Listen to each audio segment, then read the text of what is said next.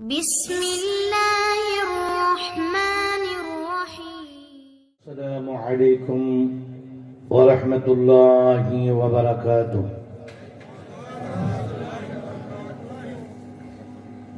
الحمد لله رب العالمين، والعاقبة للمتقين.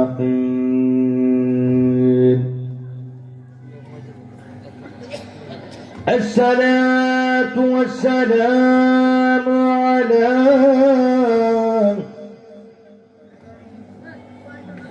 على من كان نبيا وآدم بين الماء والطين.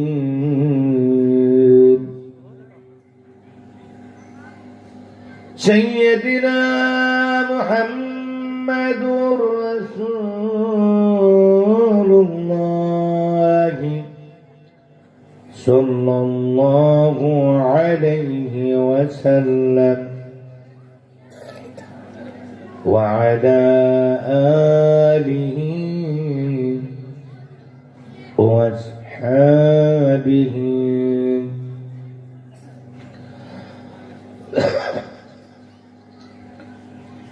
وأزواجه وذرياته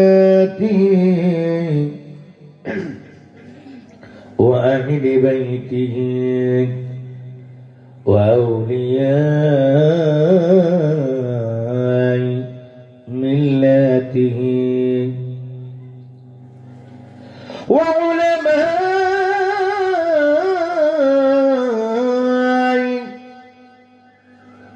أهل السنة والجماعات أجمعين.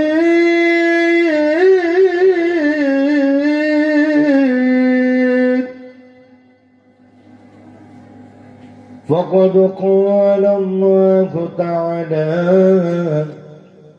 في كلامه المجيد والفرقانه الحميد الشريف: فأعوذ بالله من الشيطان الرجيم.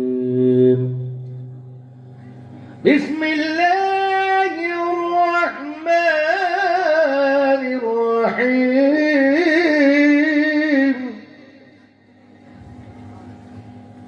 اقتربت الساعة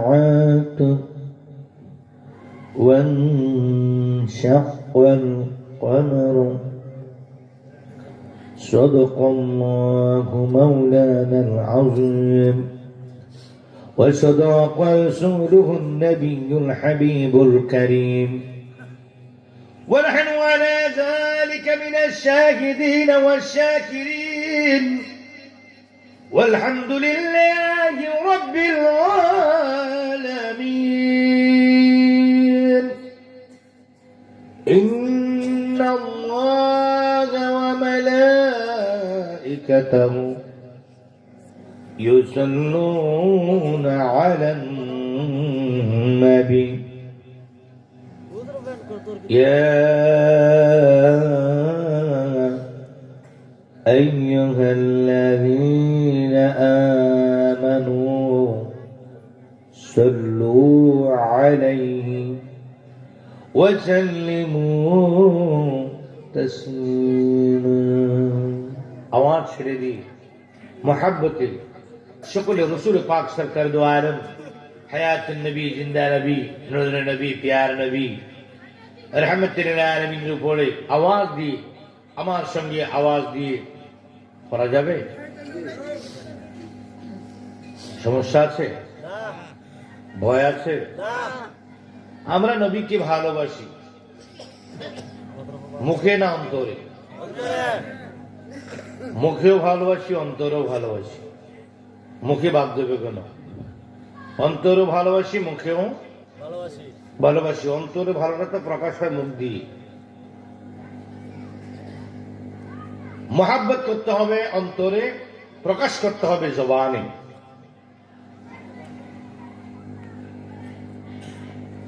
গত 1 বছর না জানি 2 বছর আগে আমাদের দেশে একটি খেলা গেল, জাতীয় আন্তর্জাতিক বিশ্ব ফুটবল টুর্নামেন্ট। শেষ দিন খেলার মধ্যে বিজয় লাভ করেছিল আর্জেন্টিনা। সেদিন কোন বক্তা কাউকে শিখায় দেয় নাই, কাউকে জোরে বলতে বলে নাই। যখন গোলগুলো হয়েছিল এমন চিৎকার করেছিল বাংলাদেশের মাটি বাতাসগুলো, মাটি আকাশ বাতাস কাঁপতেছিল, ঠিক কিনা বলুন? আমার মাহফিল ছিল কুমিল্লা অরণ্যপুরে। আমাকে ফোন করে বলল, হুজুর 11টার পরে আসেন, কিয়ামত চলতেছে। কিয়ামত মানে কাজটা তো ফাইনাল খেলা, মাঠে একজন লোকও নাই, সব খেলায় চলে গেছেন। বলে ভালো, বিশ্বকাপ খেলা তো, ফাইনাল খেলা, আজকে যাওয়ারই কথা। হুজুর আপনি 11টার পরে আসেন, আমাদের মাহফিলে লোক নেই, আজকে ফাইনাল খেলা। তা আমি 11টা আগে একটু চলে গেলাম, গিয়ে দেখি যে ওই মাহফিলের পাশে এক মার্কেটের মধ্যে দোকানের মধ্যে টেলিভিশন, সেখানে লোক জায়গা নেই। একটা গোল হলো, এমন চিৎকার দিল, আমার বুক এমন ভাবে মানে হার্টবিট খুব স্পন্দন শুরু হয়ে গেছে, এত জোরে চিৎকার দিল গোল বলে। মনে মনে চিন্তা করলাম একটু করে মাহফিলে যাব, সুবহানাল্লাহ জোরে বলার জন্য আমার 70 বার বলা লাগবে, সুবহানাল্লাহটা জোরে বলার জন্য অনেক রিকোয়েস্ট করা লাগবে। তো গোলটা বলার জন্য কাউকে আমার রিকোয়েস্ট করা লাগেনি, আমি তো সেখানেই ছিলাম। ওই খেলার ভালোবাসা চাইতে আমার নবীর ভালোবাসা কি কম হবে না বেশি হবে? বেশি হবে না কম হবে? জবান দিয়ে এখন বুঝবো, দেখি কতটুকু ভালোবাসেন, একটু বুঝে, একটু আগে পরীক্ষা করে নিই, তারপরে টেস্টে যদি ভালো হয় তাহলে আলোচনা চলবে না, আমি মোনাজাত করে চলে যাব। একটু আওয়াজ দিয়ে পড়ুন, আল্লাহুম্মা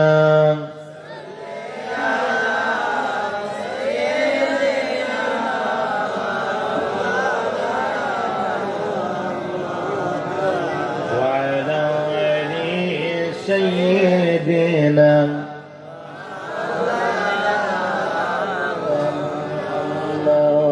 चंद चुजंदर फराकत या मोहम्मद मुस्तफा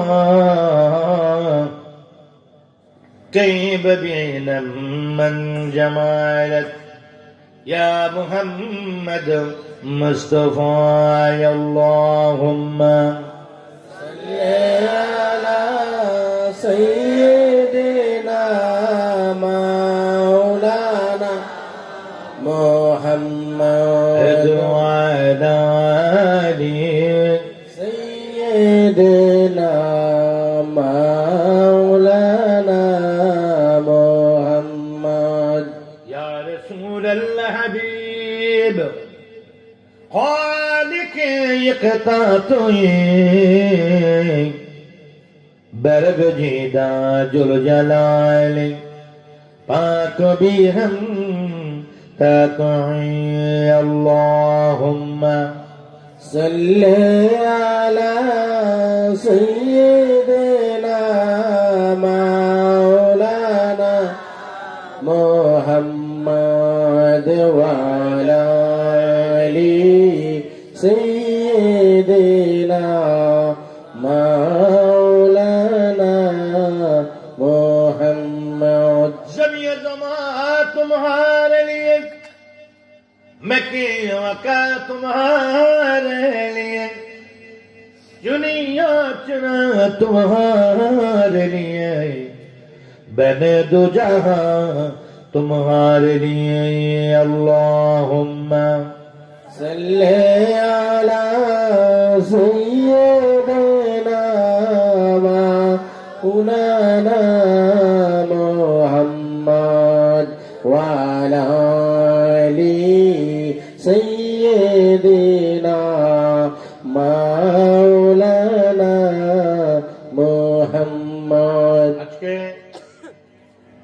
সন্তোষপুর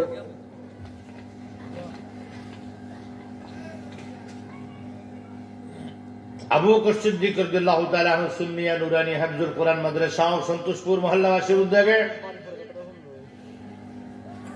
ঐতিহাসিক সুন্নি মহাসম্মেলনের সম্মানিত সভাপতি, সভারত্ন, প্রধান অতিথি, উলামায়ে কেরাম, বিশেষ অতিথি, হাজিরিন, আসসালামু আলাইকুম ওয়া রাহমাতুল্লাহি ওয়া বারাকাতুহু। সিদ্দিক রাদিয়াল্লাহু তাআলা আনহু সুন্নিয়া নুরানি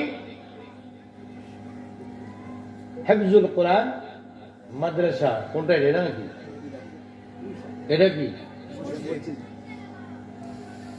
ঈদ মিলাদুন নবী সাল্লাল্লাহু আলাইহি ওয়াসাল্লাম উপলক্ষে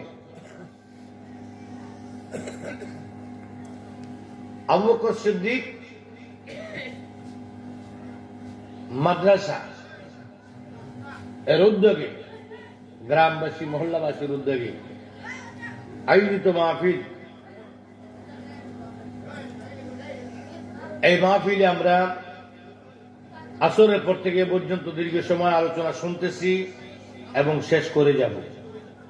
আল্লাহ যেন তৌফিক দান করে, বলুন আমিন।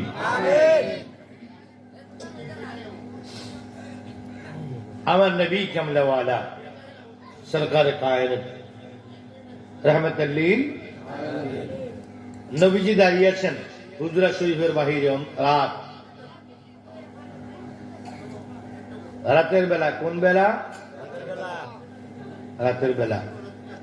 হযরত আয়েশা সিদ্দিকা রাদিয়াল্লাহু তাআলা আনহা রাসূল পাকের পাশে গিয়ে দাঁড়ালেন।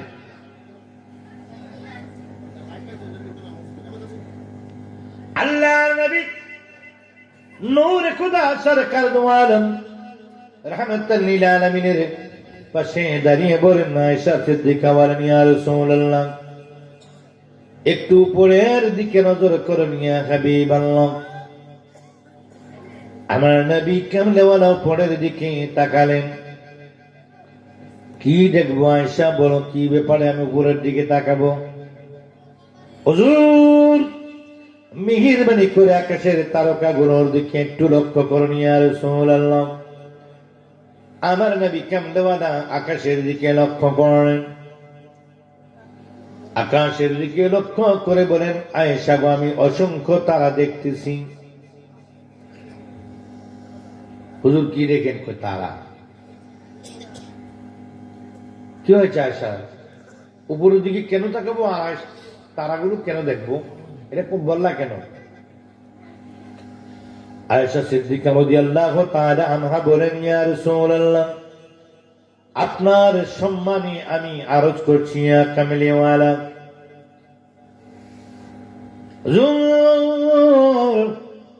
দয়া করে বলবেন ইয়া রাসূলুল্লাহ, আকাশের তারকা পরিমাণ আমল নামা কোন উম্মতের, আপনার উম্মতের মধ্যে কারো আছে কিনা? আমার নবী আকাশের দিকে কয়েকবার লক্ষ্য করে বললেন, অবশ্যই আছে আমার উম্মতের মধ্যে, আমার সাহাবায়ে কেরামদের মধ্যে। ইয়া রাসূলুল্লাহ, এত পরিমাণ আমলনামা কার আমলনামার মধ্যে রয়েছে গো ইয়া রাসূলুল্লাহ? আরজি করছি জানার জন্য। নবী কামলেওয়ালা বলেন, ও আয়েশা সিদ্দিকা, শোনো শোনো শোনো, আকাশের তারকা পরিমাণ আমলনামা যার আছে সে হলো আমার ওমর। মনে মনে হারি, আমি মনে করছিলাম আমার আব্বার কথা মনে হয় বলবে। আব্বার নাম কি? হযরত আবু বকর। বাবা হলেন সিদ্দিক, মেয়ে হলেন সিদ্দিকা। ইয়া রাসূলুল্লাহ, ইয়া হাবিবাল্লাহ, নবী গো, কার আমলনামা ইয়া রাসূলুল্লাহ? নবী কামলিওয়ালা বলেন, আমার ওমরের। আয়েশা একটু চুপ করে দীর্ঘ সময় নিচের দিকে তাকিয়ে রইলেন। মনে মনে কয়ে ভেবেছিলাম, মনে হয় আমার আব্বার কথা বলবে।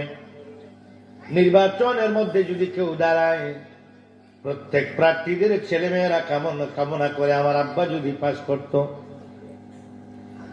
একজন পাস করে, কয়জন? সবাই কি পাস করে? অনেকেই দাঁড়ায়। এবার আল্লাহ নবী বলেন, আয়েশা কেন চুপ করে আছো, কিছু বলবা কিনা?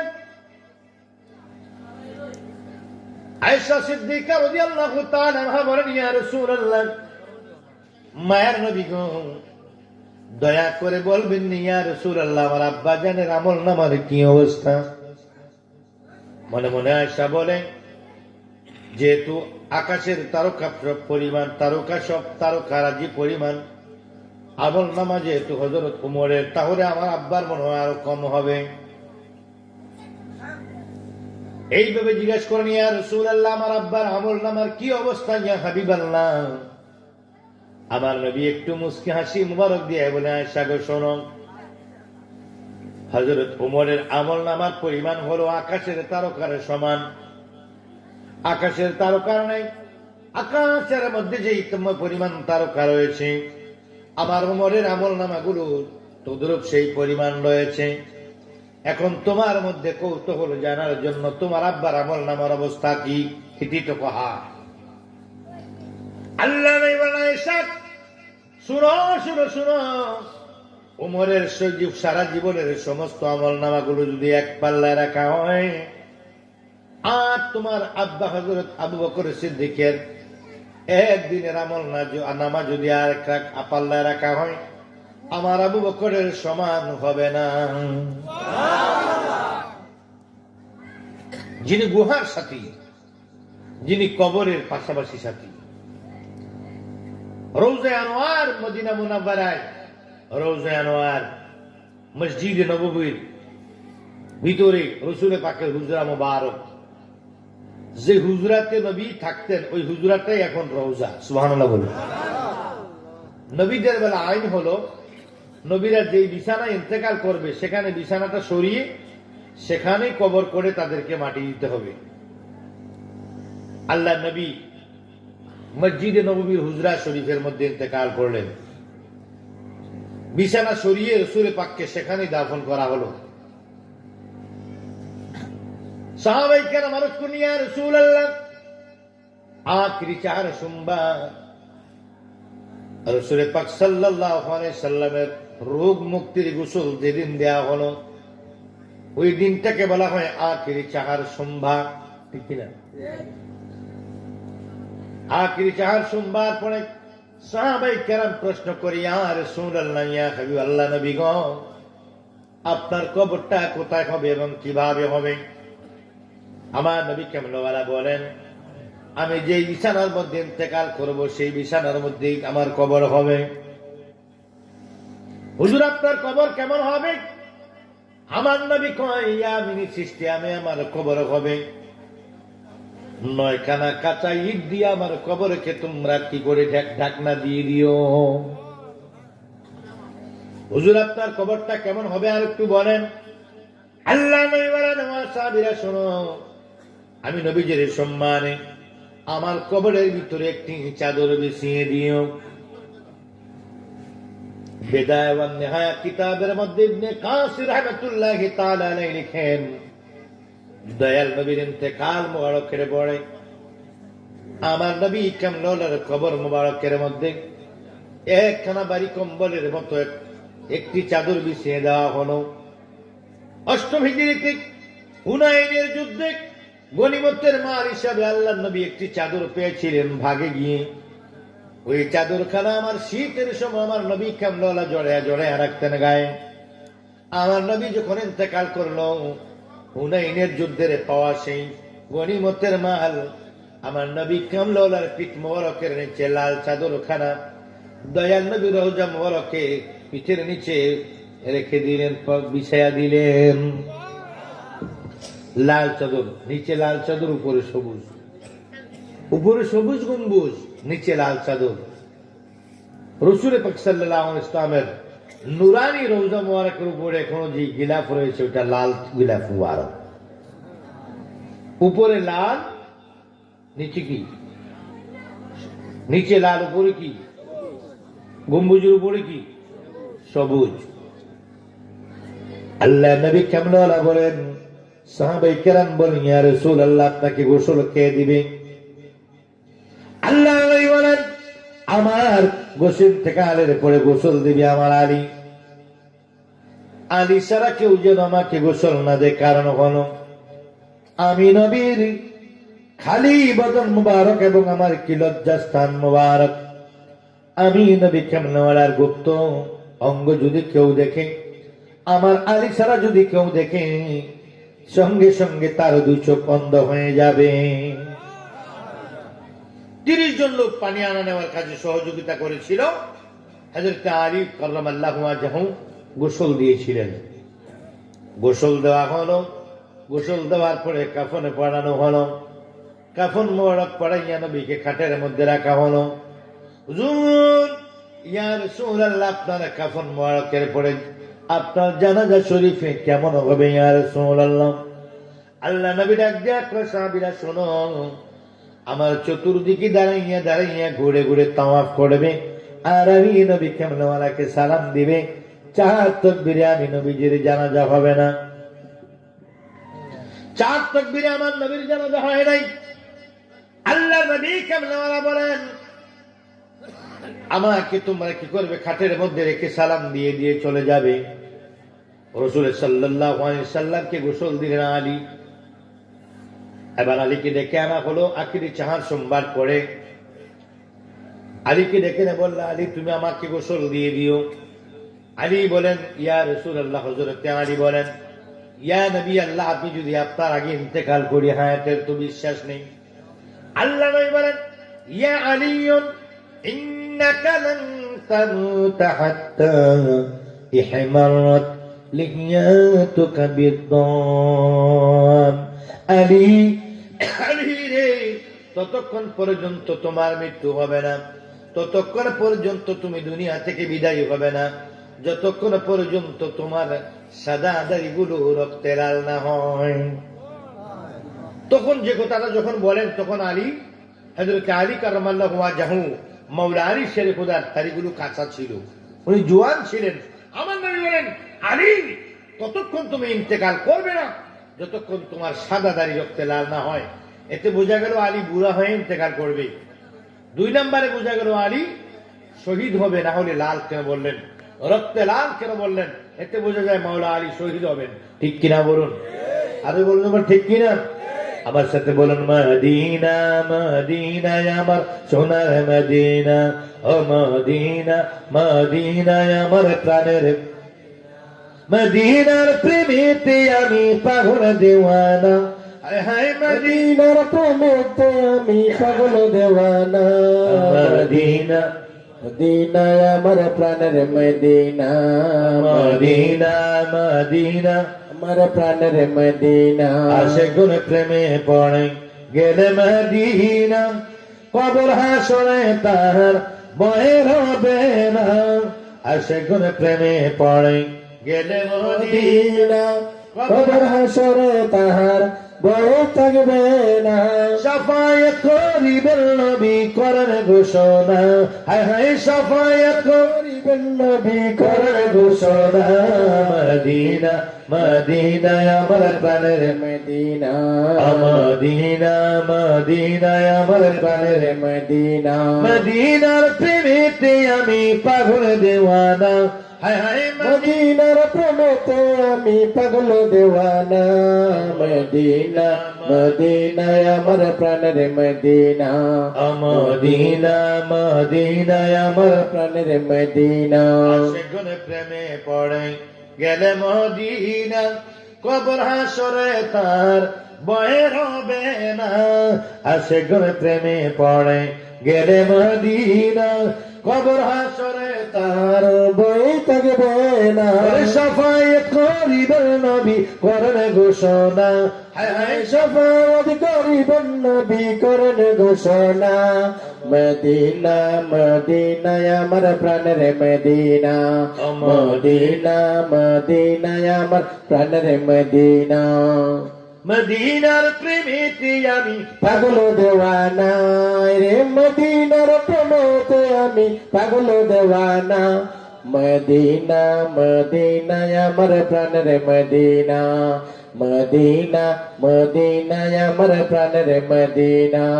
ওরে শাহাদত পুরীর এই প্রার্থনা দেখিতে একবার সোনার মদিনা সাধকপুরীর এই প্রার্থনা দেখিতে আগেবার সোনার মদিনা।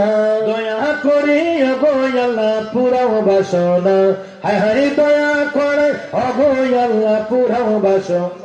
মদিনা মদিনা আমার প্রাণের মদিনা, মদিনা মদিনা আমার প্রাণের মদিনা। মদিনার প্রেমেতে আমি পাগল দেওয়ানা, রে মদিনার প্রেমেতে আমি পাগল দেওয়ানা। মদিনা মদিনা আমার প্রাণের মদিনা, মদিনা মদিনা আমার প্রাণের মদিনা। আমার ভাইয়েরা গভীর মনোযোগ, অন্তরে কান লাগাও, আমার নবীর পাগলেরা ঘোষণা। এবার আলী বোঝা যায় নবী কেমনওয়ালা জানেন, আলী কখন ইন্তেকাল করবেন, ঠিক কিনা বলুন? ইয়া আলীউন ইন্নাকা লান তামুতা হাত্তা হিমারাত লিহিয়াতুকা বিআদমিদ দম। আলী, ততক্ষণ তোমার দম যাবে না, তোমার শেষ নিঃশ্বাস ত্যাগ হবে না, যতক্ষণ সাদা দাড়ি রক্তে লাল না হয়। যখন কথাটা বলেছিলেন তখন হযরত আলীর দাড়িগুলো লাল আর সাদা কালো। দাড়িগুলো কি কালো। এতে বোঝা যায় আলী বৃদ্ধ হয়ে ইন্তেকাল করবেন। 63 বছর বয়সে আলী শহীদ হয়ে দুনিয়া থেকে ইন্তেকাল করলেন। বাবা রাসূলের পাককে সেদিন গোসল দিলেন। গোসল দেওয়ার পর সমস্ত সাহাবায়ে কেরাম নবীজিকে সালাম দিলেন। সালাম দেওয়ার পর আল্লাহ নবী বলে গেলেন, আমার কবরখানা হবে ইয়ামিনী সিস্টেমে। আমার কবরের মধ্যে তোমরা আমার সম্মানে একখানা চাদর বিছিয়ে দিও। এটা আর কারোর জন্য নয়, শুধু আমি নবী কামলেওয়ালার জন্য। নবী দুজাহান ইন্তেকাল করার পরে ইয়ামিনী সিস্টেমে কবর খনন করেন। হুজুর কি মাওলানা সাহেবের মাথার মধ্যে কি রুমাল আছে লাল ডোরা ডোরা, অনেকের মাথার ভিতরে লাল ডোরা ডোরা রুমাল দিয়ে ঘোমটা দিয়ে বসে আছেন শীতের কারণে। বন্ধুরা আমার, এমন লাল ডোরা ডোরা একটি চাদর পেয়েছিলেন নবী হুনাইনের যুদ্ধে। 8ম হিজরিতে হুনাইনের যুদ্ধে চাদর গনিমতের মাল হিসেবে পেলেন। ওই চাদরখানা দুই ভাঁজ করে হুজুর করিম সাল্লাল্লাহু আলাইহি ইসলামের দয়াল নবী কামলেওয়ালা আল্লাহর হাবিবের কবরের ভিতরে কি করলেন, বিছায়া দিলেন। বিছায়া দিয়া এবার দুনিয়ায় থাকতে নবীজিকে বলা হয়েছিল, ইয়া রাসূলুল্লাহ আপনাকে কবরের ভিতরে কে নামাবে? আমার নবী কয়, 1 নম্বরে নামবে হযরতে আব্বাস, 2 নম্বরে নামবে হযরতে আব্বাসের ছেলে হযরতে ফজল, 3 নম্বরে নামবে আমার আশ্রিত খাদেম হযরতে সালেহ রাদিয়াল্লাহু সালেহ। এবার আল্লাহ নবী ইন্তেকাল করলেন সোমবারে, বুধবারে দাফন করা হলো কি বারে? বুধবারে দাফন করা হলো। কয় দিন? 3 দিন। 3 দিন পর দুনিয়া থেকে আল্লাহ নবীকে দাফন করা হলো। সোমবার ইন্তেকাল করলেন, বুধবারে বিকেল বেলা দয়াল নবীকে লাল চাদরের মধ্যে রেখে দেওয়া হলো। ইয়ামিনী সিস্টেমে 9খানা কাঁচা ইট দয়াল নবীর কবরের উপরে দিয়ে কি ঢাকনা দিয়ে দিলেন। ঢাকনা দিয়ে দেওয়ার পরে কি কবরের মধ্যে নামলেন হযরত আব্বাস, উনার ছেলে হযরতে ফজল। হযরত আব্বাস হলো নবীজির চাচা, হযরত ফজল হলো নবীজির চাচাতো ভাই। হযরত আলী সালেহ রাদিয়াল্লাহু তাআলা হলেন নবীজির আশ্রিত খাদেম, পালক পুত্র। এই পালকটি আশ্রিত খাদেম আরেকজন পালক পুত্র আছে যায়েদ বিন হারেস, আশ্রিত খাদেম সালেহ রাদিয়াল্লাহু তাআলা। 3 জন কবরের মধ্যে নামলেন। ওটা আমার কাজে সহযোগিতা করলেন মাওলা আলী। কবরের ভিতরে নামানোর পর আল্লাহ নবীকে কবরের ভিতরে নামাইয়া রাখা হলো। আমার হেরাম বন্ধুরা, আবার গভীর মনোযোগ, ওই কবর কোথায় করা হলো?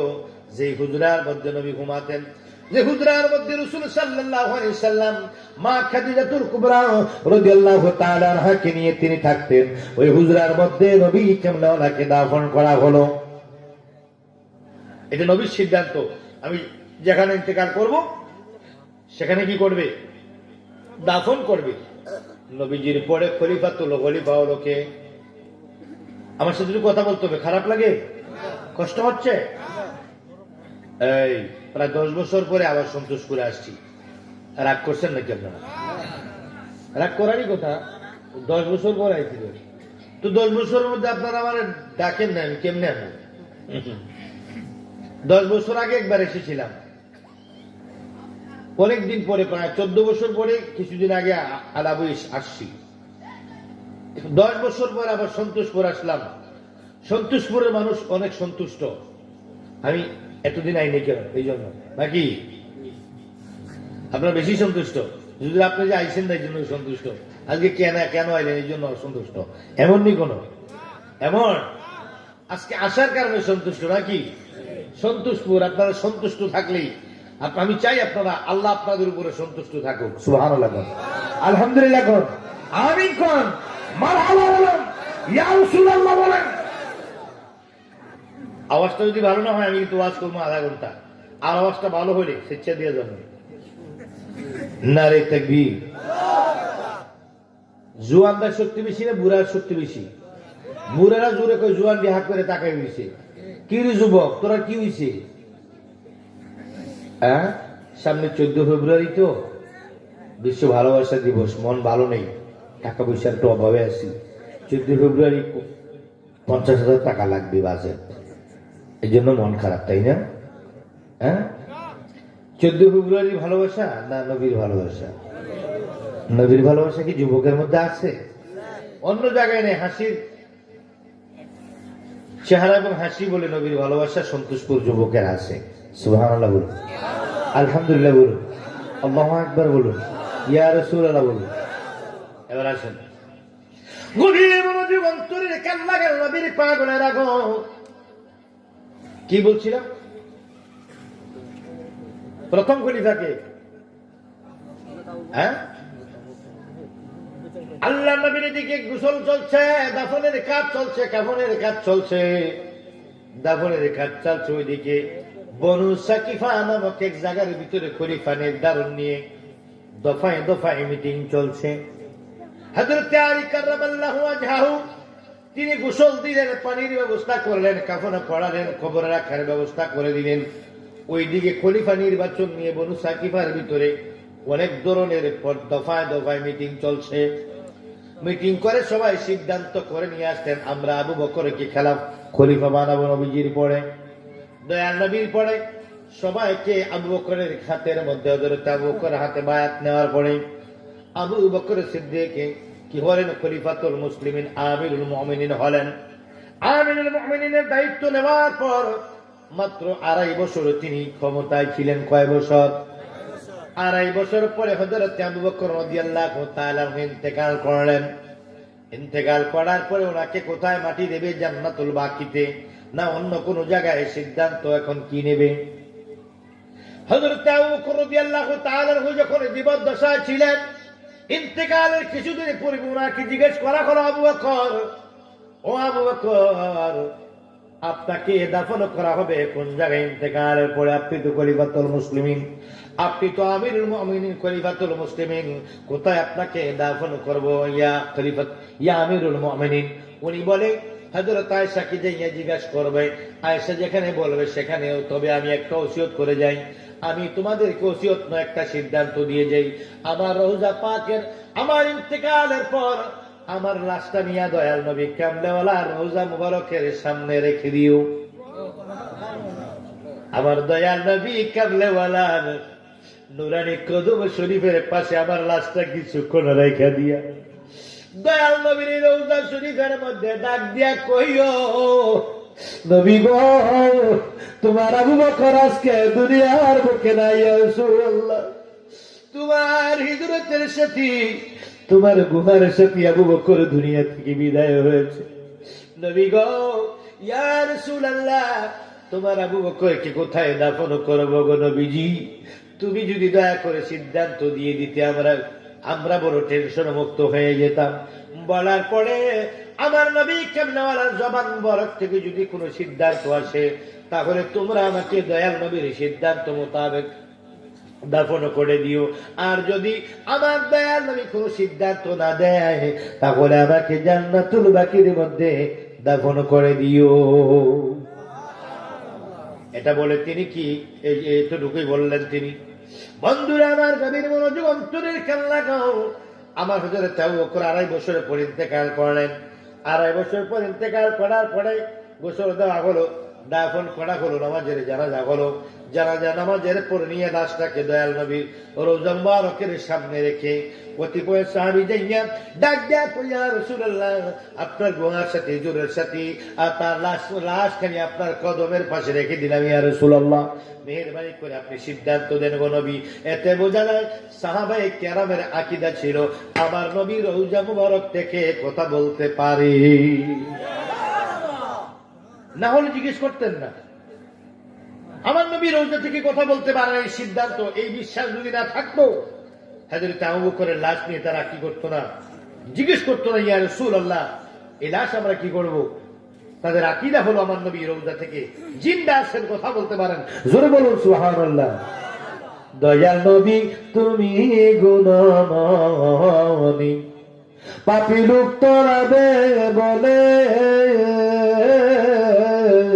কোরআনেতে শুনি গো নবী, দয়াল নবী তুমি গুণমণি, বলো দয়াল নবী তুমি গুণমণি। নবী তোমায় যে চিনেছে সে তো পরশমণি গো নবী, সে তো পরশমণি। নবী তোমায় যে চিনেছে সে তো পরশমণি গো নবী, সে তো পরশমণি। চিনিবে কি সাদপুরি, তাকিতে জীবনী গো নবী, দয়াল নবী তুমি গুণমণি, বলেন দয়াল নবী তুমি গুণমণি। রহমতের ভান্ডার তুমি গো, তুমি নূরের খনি গো নবী, তুমি নূরের খনি। রহমতের ভান্ডার তুমি, তুমি নূরের খনি গো নবী, তুমি নূরের খনি। কইরাছে তোমার সনে আমার আল্লাহ কাদের গনি গো নবী, দয়াল নবী তুমি গুণমণি, বলো দয়াল নবী তুমি গুণমণি। জোরে জোরে বলুন সুবহানাল্লাহ। আমার নবীর পাগলার হওয়া এইবার রাসূল আবু বকর সিদ্দিক রাদিয়াল্লাহু তাআলা আনহুর লাশ নিয়ে দয়াল নবী কেমন রওজা মুবারকের সামনে একটি দরজা ছিল, দরজার মধ্যে যখন রেখে দিল গো, রেখে দিয়ে সাহাবায়ে কেরাম কান্দে আর কই, নবী গো, ইয়া রাসূলুল্লাহ, ইয়া হাবিবাল্লাহ, ইয়া কামলেওয়ালা, নবী গো, আপনার হিজরতের সাথী গুহার সাথী হযরত আবু বকরকে আপনার সামনে নিয়ে আসছি। নবী গো, তোরাকে কোথায় দাফন করবো বলে দেন, আপনি যেভাবে বলবেন হুজুর আমরা সেইভাবে আমল করার চেষ্টা করবো। আমার নবী এই কথা সাহাবীরা বলার পর আমার নবী কামলেওয়ালা রাহমাতুল্লাহ লিল আলামিনের রওজা মুবারকের দরজা নিজে নিজে তালা কেউ খুলতে হয় নাই, চাবি দিতে হয় নাই, অটোমেটিক নিজে নিজে তালাটা খুলে দরজাটা খুলে গেল। দরজা খুলে যাওয়ার পর রওজা শরীফ থেকে আওয়াজ আসলো, আমার নবী কান্নার তো সরে বলে, সাহাবীরা রে, ও সাহাবীরা, আমার আবু বকরকে আমার পাশে, আবার রওজার পাশে এই জায়গার মধ্যে তোমরা দাফন করে দাও। বলার সঙ্গে সঙ্গে কবর খনন করে হযরত সিদ্দিক আকবর, সাইয়্যিদুনা সিদ্দিক আকবর কি দয়াল নবী রওজার পাশে শোয়া দিলেন। তোমার কি মায়েশার সিদ্ধান্ত মোতাবেক সেখানে পড়ে ওনাকে উমরকেও দাফন করা হলো। আমার ভাইয়েরা গভীর মনোযোগ, আরেকটি কবরের জায়গা খালি রয়েছে। ওই কবরের জায়গাটা কার জন্য খালি? তিনি হলো হযরত ঈসা রূহুল্লাহ। একজন নবী এখনো মরেন নাই, তিনি আছেন আকাশের মধ্যে, চতুর্থ আকাশে অক্সিজেন নাই, অক্সিজেন ছাড়া তিনি চতুর্থ আকাশে বেঁচে আছেন। আর আমার হযরত খিজির আলাইহিস সালাম পানির নিচে বেঁচে আছেন, কিয়ামত পর্যন্ত তিনি বেঁচে থাকবেন, ওনারও কোনো অক্সিজেন লাগে না, পানির নিচে আছেন। হযরত খিজির আলাইহিস সালাম পানির নিচে যদি অক্সিজেন ছাড়া বেঁচে থাকতে পারে, আমার ওই ঈসা নবী যদি চতুর্থ আকাশে অক্সিজেন ছাড়া বাঁচতে পারে, আমার আল্লাহর ওলিরা নবীরা কবরের ভিতরে আমার আল্লাহর কুদরতে এভাবে জিন্দা থাকতে পারে কি পারে না? আমার নবীর পাওয়ালারা, আমার সন্তোষ মুড়ের নবীর পাগলেরা, এবার হযরত ঈসা রুহুল্লাহ আসবেন, ইমাম মাহদী আলাইহিস সালাম যখন আসবেন, হযরত মাহদী আলাইহিস সালাম 12 জন ইমামের ভিতরে 11 জন ইমাম দুনিয়া থেকে বিদায় নিয়েছেন, আর একটি 12 নম্বর ইমাম রয়েছেন, তিনি দুনিয়া আসবেন, আবার যার দিন চেয়ে ফিরিয়ে তুলবেন। 1 নম্বরে আমার আল্লাহ পরিচয় করিয়েছেন, আল্লাহকে পরিচয় করাইয়াছেন নবী কামলেওয়ালা।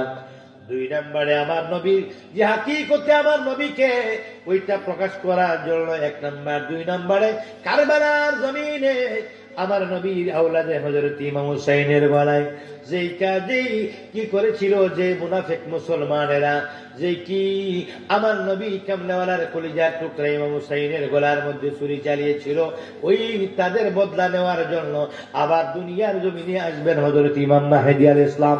ইমাম মাহদী আলাইহিস সালাম দুনিয়াকে বিজয় লাভ করাইয়া হযরত কি ইমাম হুসাইন ইমাম মাহদী আলাইহিস সালাম দাজ্জালকে চিরতরে খতম করে দিয়ে কি করবেন, দাজ্জালকে চিরতরে স্তব্ধ করে দিয়ে তিনি আবার চলে যাবেন, উনি দুনিয়া থেকে চলে যাবেন।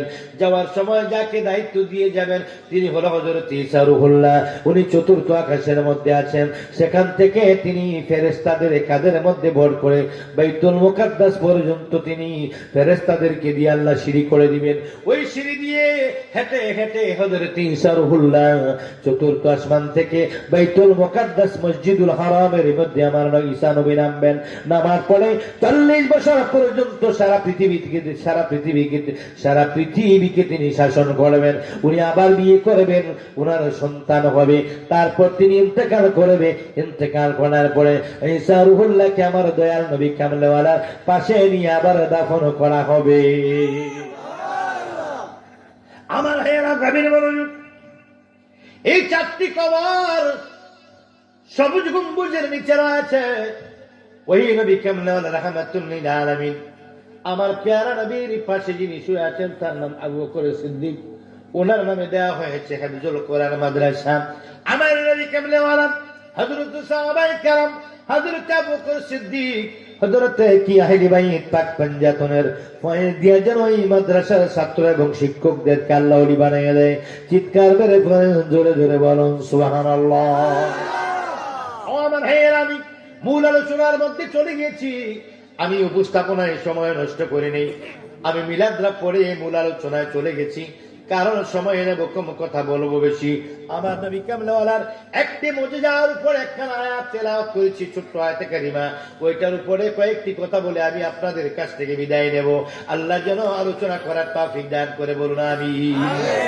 ও আমার ভাইয়েরা গভীর মনোযোগ, আল্লাহ পাক কোরআনের মধ্যে বলেন ইকতারাবাতিস সাআতু ওয়ানশাক্কাল কমর। আল্লাহ পাক বলেন কিয়ামত আসন্ন, চন্দ্র দ্বিখণ্ডিত হয়েছে, কিয়ামত আসন্ন। কিয়ামত আসন্ন বলার কারণ কি? আমার নবী আখিরি নবী, এই নবীর পরে আর কোন নবী আসবে না, নবীর পরেই কিয়ামত। এই নবীর পরে কি কথা বলে নিলে কি আশ্চর্য, এই নবীর পরে কি? এই নবীর পরে আর কোন নবী আছে না কিয়ামত? এই নবীর পরে কিয়ামত, এই নবীর পরে কি? কিয়ামত। কিয়ামত আসন্ন। আর কি চন্দ্র দ্বিখণ্ডিত হয়েছে, চন্দ্র আবার দ্বিখণ্ডিত হইল কেন, কেমনে হইল? ওটার কারণ কি? ওটার কারণ হলো, সংক্ষেপে বলবো আমার নবীর পাগলেরা শোনো, আল্লাহ নবী যখন মক্কার জমিনে ওয়াহদানিয়াতের প্রচার করতে লাগলো, তোমরা পড়ো লা ইলাহা ইল্লাল্লাহু মুহাম্মাদুর রাসূলুল্লাহ সাল্লাল্লাহু আলাইহি ওয়াসাল্লাম। নবীজির পাশে কি করলেন? নবীজির বিরুদ্ধে দাঁড়িয়ে উঠলেন আবু জাহেল, নবীজির বিরুদ্ধে দাঁড়িয়ে উঠলেন উতবা, নবীজির বিরুদ্ধে দাঁড়িয়ে উঠলেন সায়বা। আবু জাহেল, উতবা, সায়বা এরা কঠোর ভাবে নবীজির বিরুদ্ধে দাঁড়িয়ে উঠলেন। একদিন আবু জাহেল নবীজির সামনে গেলেন। আমার নবীজি কামলেওয়ালার মুজিজাগুলোকে তিনি জাদু বলতেন। কি বলতেন? আমার নবীর মুজিজাগুলোকে জাদু বলতেন। আমার নবী রাস্তা দিয়ে যায়, গাছ সেজদায় পড়ে যায়, সুবহানাল্লাহ কোন। আবু জাহেল কয় মুহাম্মদ গাছের মধ্যে জাদু লাগিয়ে দিয়েছে। আমার নবী কামলেওয়ালা রাস্তা দিয়ে যায়, গাছের জবান থেকে আসে লা ইলাহা ইল্লাল্লাহু মুহাম্মাদুর রাসূলুল্লাহ। আবু জাহেল কয় গাছের মধ্যে জাদু লাগাই দিয়েছে। মাছ আমার নবীর সামনে আরেক মাছের জবান করে যায়, মাছ বলে লা ইলাহা ইল্লাল্লাহু মুহাম্মাদুর রাসূলুল্লাহ। আবু জাহেল কয় মাছের মধ্যে মুহাম্মদ জাদু লাগিয়ে দিয়েছে। এমনি করে নবীজির নবুয়তের পরীক্ষা করার জন্য আবু জাহেল বারবার আমার নবীজিকে কি বিরক্ত করত। হঠাৎ করে একদিন শেষ বেশ আসলো, এসে বলতেছেন মুহাম্মদ বলতে পারো যদি আমার হাতের মুঠের কি ভিতরে কি আছে, তাহলে মনে করব তুমি সত্য নবী। আমার নবীকে আপনার কোনো বিশ্বাস নেই, আপনার ঈমান নেই, আপনার সাথে কথা বলে কোনো লাভ নেই। তো কেন? বহুবার আমাকে প্রশ্ন করেছেন, এটা যদি বলতে পারো তুমি মনে করবো তুমি শেষ নবী, সত্য নবী, আসলে তুমি নবী। এরপরে বলেন জাদুঘর আমাকে। এমনি করে বহুবার আমাকে প্রশ্ন করেছেন, প্রশ্নের সঠিক জবাব আমি সময় সাধ্যমতো দিয়েছি। কিন্তু আপনি বলেন মুহাম্মদ এটা বলতে পারলে তোমাকে আখিরি জামানার নবী মনে করব, কিন্তু বলার পরে আপনি বলেন মুহাম্মদ জাদু লাগাই দিয়েছে, তো লাভ কি? আমার তো কোনো লাভ নেই। এবার যদি বলতে পারো আমি মনে করবো আসলে তুমি নবী। বাপ সেটা তো বলতে পারবেন, আমার মুঠের ভিতরে গেছে সে কিভাবে বুঝবে? আবু জাহেলের হাতের মোটা তালুর ভিতরে ছোট্ট ছোট কয়েকটা কঙ্কর, কি পাথরের কণা, পাথরের কণা কয়েকটি কঙ্কর। কঙ্কর গুলো হাতের মধ্যে নিয়ে মোট করে নবীজির সামনে গেলেন। নবীজির সামনে গিয়ে বলেন ইয়া মুহাম্মদ বলো, বলো মুহাম্মদ বলো আমার হাতের মুঠের ভিতরে কি রয়েছে, আমার মুষ্টির ভিতরে কি রয়েছে যদি বলতে পারো তাহলে মনে করব তুমি সত্য, আসলে তুমি নবী। আপনি তো জায়গায় থাকবেন না, একটু পরে লইয়া যাবেন গা, বলে কোনো লাভ নাই। তারপর ঠিক আছে আমি বলবো একদিনে अबू जहल ने कहा या मोहम्मद कह दिया तहत में अंदर क्या हुआ। আবার নবী বলেন কনকরি কনকরি, আপনার হাতের মধ্যে কঙ্কর। সুবহানাল্লাহ বলো দেখি কি আছে। আমার নবী কয় চাচা ও আবু জাহেল আপনার হাতের মুঠের ভিতরে আছে এক মুষ্টি কঙ্কর গো চাচা। ও নবী এবার বলার পরে হাতটা যারা দিয়ে করে বাপরে জাদু লাগাই দিছে। জেলো হয় কুদু, জেলাও সেই কুদু। এবার বলে আবু জাহেল বলতেছে, আবু জাহেল বলে জাদু লাগাইয়া দিছে পাথরের মধ্যে। এবার আমার নবী কামলেওয়ালা আবু জাহেল চাচা গো পাথরে বলবে আমি কি? আপনি বলেছিলেন পাথরগুলো আপনার হাতের মুঠের ভিতরে কি আছে যদি বলতে পারি আমাকে নবী মানবেন। এখন বললেন জাদু, আপনি সারা জীবন এটাই করলেন। আল্লাহ আপনাকে হেদায়েত নসিব করুক। আপনাকে আমি অভিশাপ দেব না, কারণ উনি রাহমাতাল লিল আলামিন। রাহমাতাল লিল আলামিন কাউকে অভিশাপ দেয় না, উনি সবার জন্য হেদায়েতের মাগফিরাত করেন। জোরে বলুন সুবহানাল্লাহ। আমার নবী কয় চাচা একটু শুনুন আমি কে, আপনার হাতের পাথর গুলো বলে দিবে আমি কে। আমার নবী কয় পাথরের তোমরা বলে দাও আমি কে, আমার পরিচয়টা বলে দাও। বলার সঙ্গে সঙ্গে পাথরের জবান খুলে গেল, মানুষের মতো জবান খুলে গেল। আল্লাহ পাথরের জবান খুলে দেওয়ার পরে পাথর গুলো ডাক দিয়ে কয় ইয়া রাসূলুল্লাহ বলতেছি। এবার আবু জাহেল শোনো আমরা বলি।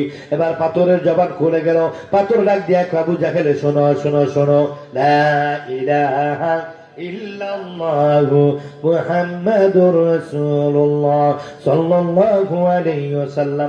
চিৎকার করে বলুন সুবহানাল্লাহ। এই মুজিজা দেখলেন। এবার গাছ নবীজির কলমা পড়ে, মাছ নবীর কলমা পড়ে, মাটির মূর্তি নবীকে দেখে সেজদায় পড়ে গেল। মাটি কা পুতলা সিজদা করে কাফের মুসলমান হয়ে যায়।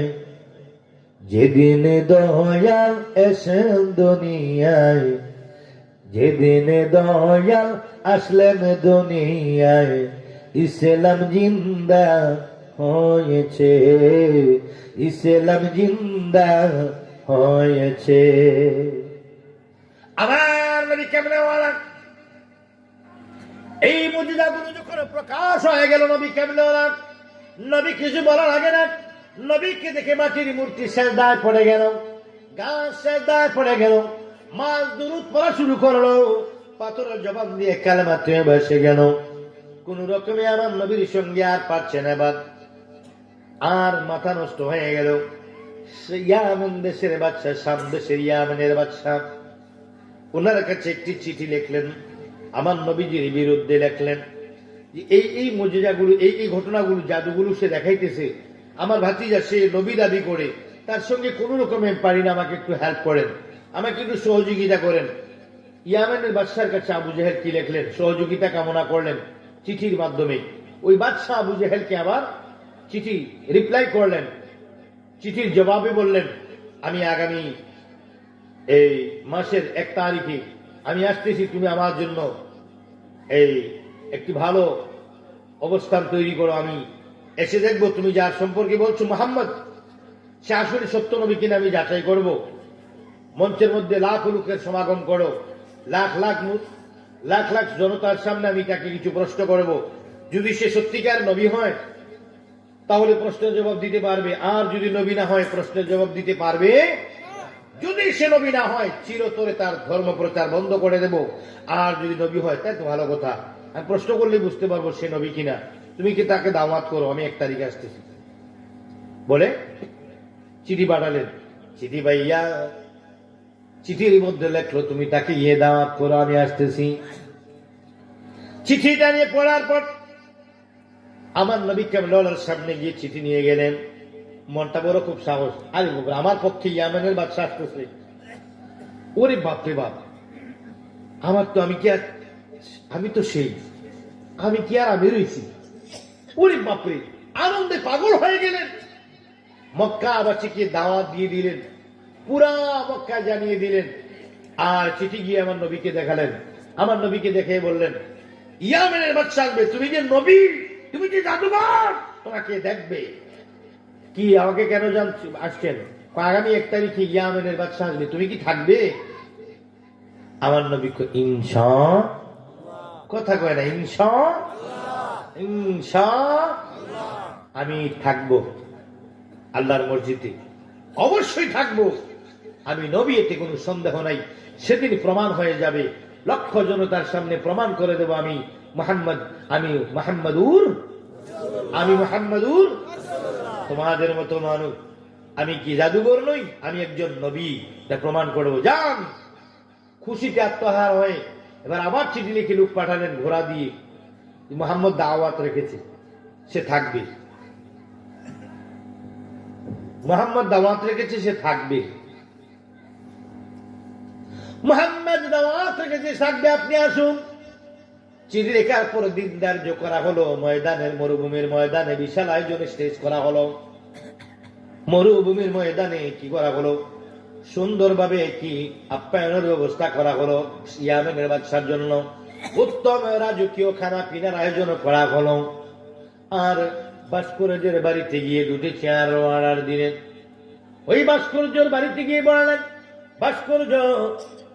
ভাস্কর্য বাণী মিস্ত্রি যারা নকশার কাজ করেন, কিছু কথা বলে কি, নকশার কাজ যারা করে তাদের কে গলা হয়ে ভাস্কর্যের বাড়িতে গিয়ে বললেন, 2টা চেয়ার বানাও, একটা চেয়ার হবে স্বর্ণের, আর একটা চেয়ার হবে রূপার।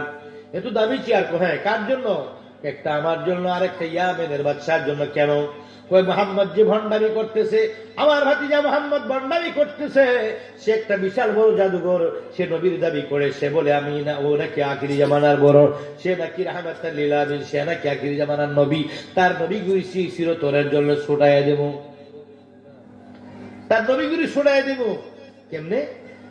কই ইয়ামেনের বাদশা আসবে তাকে প্রশ্ন করার জন্য, যদি প্রশ্নের জবাব না দিতে পারে তার চিরদিনের মতো জব্দ করে দিবে। ও আচ্ছা, তাইলে কি করবো? 2টা চেয়ার বানাও।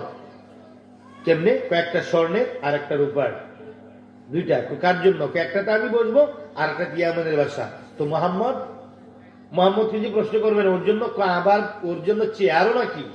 ও একটা জাদুঘর, ওর জন্য চেয়ার, ওরে দাঁড় করায় প্রশ্ন করবো, ও দাঁড়ায় থাকবে, আসামির মতো দাঁড়ায় থাকবে, আমি প্রশ্ন করব, আমরা প্রশ্ন করব।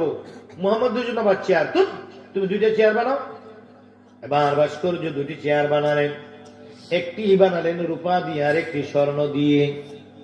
স্বর্ণের চেয়ারে বসবেন ইয়ামেনের বাদশা, রূপার চেয়ারের মধ্যে বসবেন আবু জাহেল। আমার নবী কামলাকে দাঁড় করায় দাঁড়াইয়া দাঁড়াইয়া আমার নবী প্রশ্নের জবাব দিবে। এই হলো আবু জাহেলের সিদ্ধান্ত। দেওয়ার পরে এবারে কি করলেন, তারিখ অনুযায়ী উঁচু একটি মঞ্চ তৈরি করলেন। মঞ্চের ভিতরে বাদশার জন্য চেয়ারের ব্যবস্থা করলেন, আবু জাহেলে বসার জন্য চেয়ারের ব্যবস্থা করলেন। করার পরে কি তারিখ মোতাবেক ইয়ামেনের বাদশা সেই মক্কায় রওনা হলেন। সঙ্গে নিলেন 10,000 সৈন্য। কয় হাজার? 10,000 সৈন্য। একজন নবীকে প্রশ্ন করবেন, কত সাহস!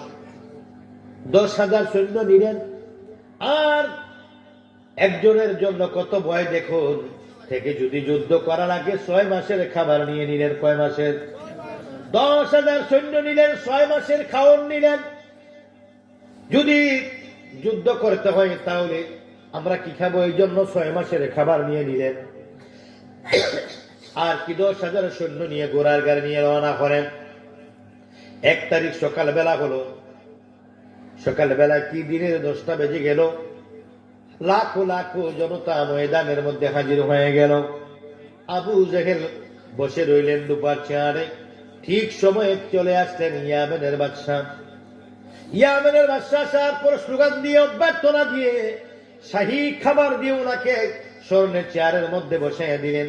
ওনার বাম পাশে রূপার চেয়ারে বসে গেলেন আবু জাহেল। বসার পর লক্ষ লক্ষ মানুষ সেখানে কি হয়ে জমায়েত হয়ে গেল। আমার নবী কেমন জন্য তারা অপেক্ষা করতেছে। বন্ধু, আমার নবী কেমন রওনা দিয়ে আমার আল্লাহকে একটি সেজদা দিয়ে কইয়া গফুর রহিম নামে তোমার আল্লাহ আল্লাহ আল্লাহ ইয়া গফুর রহিম নামে তোমার আল্লাহ আল্লাহ আল্লাহ। আমি বান্দা গুনাহগার, আমরা বান্দা গুনাহগার, ডাকি আল্লাহ বারে বারো আমার আল্লাহ আল্লাহ আল্লাহ। সিজদা করে কয় আল্লাহ ও রব্বুল আলামিন। ইয়ামেনের বাদশা, শাম দেশ থেকে ইয়ামেনের বাদশা আসতেছে। আমি কি জাদুঘর না নবী পরীক্ষা করার জন্য? আল্লাহ গো কি প্রশ্ন জারি করে, আমি যদি জবাব না দিতে পারি তাহলে ইসলামের কি অবস্থা হবে? আর আল্লাহ আমি কি করব, আপনি আমাকে সিদ্ধান্ত দিয়েন বলেছেন, সিদ্ধান্ত দিয়ে দেন বলে সিজদা পড়লেন। সিজদায় পড়ার পর আমার আল্লাহ ডাক দিয়ে কয়, হাবিব আপনার আপনার কোনো ভয় নাই গোয়াল। ইয়া রাসূলুল্লাহ, আমি খোদা তাআলা আজকে আমি খোদাইত্বের সুপ্রিম পাওয়ার আপনি নবীজিকে দিয়ে দিলাম। ইয়া রাসূলুল্লাহ, ইয়া হাবিবাল্লাহ, নবী গো আজকে আপনার জবান দিয়ে যা বলবেন গো নবী তাই হয়ে যাবে গো নবীজি। আপনি কোনো ভয় পাইবেন না, বিজয়ের মালাটা আপনার গলার মধ্যে পরাইয়া দেব, আমি আপনার সঙ্গে রয়েছি নবী গো। ইয়া রাসূলুল্লাহ, কোনো ভয় নাই, টেনশন নাই। ও দয়াল নবী, আপনি যার ময়দানের মধ্যে এই প্রশ্ন করবে আপনি উত্তর দিতে পারবেন, কারণ আমি আল্লাহ আপনার সঙ্গে আছি গো নবীজি। নবীজি গো আপনি কোনো ভয় পাবেন না গো নবীজি, আমি আল্লাহ আপনার সঙ্গে আছি, আমার ফেরেশতা আছে গো নবীজি। নবী গো আপনি জবান থেকে আজকে যা বলবেন তাই হয়ে যাবে, তাই ঘটবে। যত কঠিন হোক না কেন আপনি বলে ফেলবেন, আমি আল্লাহ করে দেব, আপনার কোনো টেনশন নাই গো নবীজি। একটু দেরি করে যান, সব অপেক্ষা করে এত তাড়াতাড়ি বের হন না, বসে বসে অপেক্ষা করুক তারা, আপনি একটু দেরি করে যান গো নবীজি। আবার নবী বসে রইলেন। এদিকে ইয়ামেনের বাদশা বলতেছেন, এই কই মোহাম্মদ কই, আসে না যে? আসবে। আসবে যে তার গ্যারান্টি কি? আবু জাহেল কয়েকটা গুণ আছে, এর কয়েকটা গুণ আছে। 1 নাম্বার সে আল আমিন। 1 নাম্বারে কি? আলামিন না, আল আমিন। আল আমার ভাতিজা মোহাম্মদ খুব বিশ্বাসী। তৎকালীন জমানায় ব্যাংক নাই, এই দেশের মধ্যে আর্থিক নিরাপত্তার জন্য সবচেয়ে উৎকৃষ্ট জায়গা হচ্ছে মোহাম্মদ। তার কাছে যদি কোনো জিনিস রাখা হয় ওই জিনিসের কোনো কি নাই, টেনশন নাই, এটা মার যায় না, আত্মসাৎ করে না, আমারও খেয়াল করে না। আমার ভাতিজা মোহাম্মদ বলেন সাল্লাল্লাহু। আমার ভাতিজা মোহাম্মদ কি করে না, কখনো আমানত খেয়ানত করে মনে মনে করে তে দাওয়াত দিয়ে আল্লাহের বিরুদ্ধে তিনি প্রশংসা করে। 2 নম্বর আর কি গুণ আছে এর মধ্যে, সে কখনো ওয়াদা ভঙ্গ করে, দাওয়াত রাখলে দাওয়াতে যায়, ওয়াদা ভঙ্গ করে না। মোহাম্মদের কখনো 3 নম্বরে কি গুণ আছে, সে কখনো মিথ্যা কথা বলে না। মনে মনে কয় ঘটনা কি, এই আমার দাওয়াত করে আনলো জাদুঘর হিসেবে, হে আবার কইতেছে কখনো মিথ্যা কথা কয় না, সে আমানত খেয়ানত করে না, সে কখনো ওয়াদা বর খেলাপ করে না, তাহলে সে ভালো। তো মোহাম্মদ যদি ভালো হয়, যদি আমি আজকে পরীক্ষা করব, এমন ইন্টারভিউ নেব, যদি সত্যিকার নবী হয় সেগুলা জবাব দিতে পারবে, নবী না হলে জবাব দিতে পারবে না। আর যদি সত্যি নবী হয়, আমি তার কাছে বিলীন হয়ে যাব। না জানি কি জাদু আছে নামেতে তোমার নবী গো, যতই জপি ততই মধু, তোমার নাম জপিতে আবার শুনেছি জেনেছি আমি তুমি রহমতের ভান্ডার গো নবী, রহমতের ভান্ডার। না জানি কি মধু আছে নামেতে তোমার, না জানি কি মধু আছে নামে তো তোমার। ওরে যতই জপি ততই মধু, এই নাম জপিতে আবার। আমার নবীর পাগলার আওয়াজ। এইবার আসুন, আমার নবী দেরি করে যাচ্ছে। কি রে ভয় পাইছে, আসবে না, আপনি বসে থাকেন তো বড় ভাই, আপনি বসেন। আমি না বললাম সে মিশা কথা কয় না, ওয়াদাঙ্গ করে না, সে আমানত খেয়ানত করে না, তাহলে তো ভালোই। এরপর তার চরিত্র ভালো, মিথ্যা বলে না। মানে লোক এত গুণ তুই গেছে আমার দাওয়াত করে আনলি গিয়ে, ও তো এত ভালো মানুষ, তাই দাওয়াত করে আনছু করে। ভালো মানুষের লাভ হবে কি, ভালো মানুষের কি লাভ হবে? ও তো জাদুঘর, জাদু দেখায়। ও নবী দাবি করে, ভালো হইলো কেমনি, এই নেচার গুলো ভালো, তবে সে নবী দাবি করে। আচ্ছা ঠিক আছে, আসুক, আমি বসি। একটু পরে পরে খেজুর দেয়, পানি দিয়ে খায়, খেজুর দিয়ে পানি দিয়ে গাওয়া দেয়, ওইভাবে খায়। আমার নবী আস্তে আস্তে এবার বের হলেন, বিসমিল্লাহি তাওয়াক্কালতু আলাল্লাহ বলে নবী ডান কদম মুবারক দিয়ে রওনা দিলেন। আমার আল্লাহকে আস্তে আস্তে যাইতে থাকেন। আমার আল্লাহ ডাক দিয়ে কই, ও ফেরেশতা তোরা কি করস? আমার বন্ধু কামলাওয়ালা রে, দুনিয়ার কোন বাদশা তাদের দেহরক্ষী লাগে, তাদের কি লাগে, দেহরক্ষী লাগে, তাদের কি সিকিউরিটি লাগে, তাদের জন্য সৈনিক লাগে। আমার বন্ধুর কোন সৈনিক লাগবে না। সামনে 70,000, পিছনে 70,000, ডানে 70,000, বামে 70,000 ফেরেশতা আমার বন্ধুকে নিয়ে তোমরা কি বলো মঞ্চে চলে যাও। আমার নবীর চতুর্দিকে, এদিকে 70, এদিকে ডানে 70, বামে 70, সামনে 70, পিছনে 70, মাঝখানে দয়াল নবী। আমার নবী যেই মাত্র ঘর থেকে বের হলেন, এদিন রুদ্রটা ছিল খুব বেশি, আবার ফেরেশতাদের নূর চমকাচ্ছে। এদিকে আমার আল্লাহ কয় আরশ আজিম থেকে আকাশ থেকে জমিন পর্যন্ত আলোকিত যেন হয়ে থাকে। আমার নবীর চেহারা জুতিতে যেমন আজকে আকাশটা আলো হয়ে যায়, সূর্যের আলোকে হার মানাইয়া নবীজির চেহারা মুবারকের জুতি আজকে বাড়িয়ে দাও, ও ফেরেশতারা বাড়িয়ে দাও। বলার পরে আমার নবীর চোখের জুতি মুবারক, মুখের জুতি মুবারক, মাথা মোবারকের জুতি মুবারক এমন ভাবে বেড়ে গেল, আকাশ থেকে জমিন পর্যন্ত সূর্যের আলোকে হার মানাইয়া আমার নবী কেমনলার চেহারার জুতি আল্লাহ বাড়িয়ে দিল। নবী যাইতেছে, অনেক দূর থেকে দেখা যাচ্ছে, উঁচু জায়গায় বসছে। এবার হঠাৎ করে ইয়ামেনের বাদশা বলে, আবু জেহেল কি ভাই, কি জানি একটা আলো আসতেছে, দেখো যে আকাশ এবং জমিনকে আলোকিত করে কি জানি একটা আলোর মতো আসতেছে, এটি তো মুহাম্মদ। হেকাব দিয়েছে, কি এটা বলে মুহাম্মদ। এতক্ষণ বললো জাদুঘর, এখন দেখি সে আকাশ জমিন আলোকিত করে আসতেছে, তাই এটা জাদুঘর হয় কেমনি? বুঝি আবু জেহেলের মধ্যে হিসাব অঙ্কে বলাছে, খান্দা মনে হয় আখির জামান একজন নবী আসবে মুহাম্মদ নামে, এটা আমি জানতাম। আমরা অনেক আগে থেকে জানতাম এটা মনে হয় ওই, যদি সত্যিকার এখন ওই থাকে আজকে তার জীবনে তার কদমের মধ্যে জীবন বিলাইয়া দেবে। বাজানো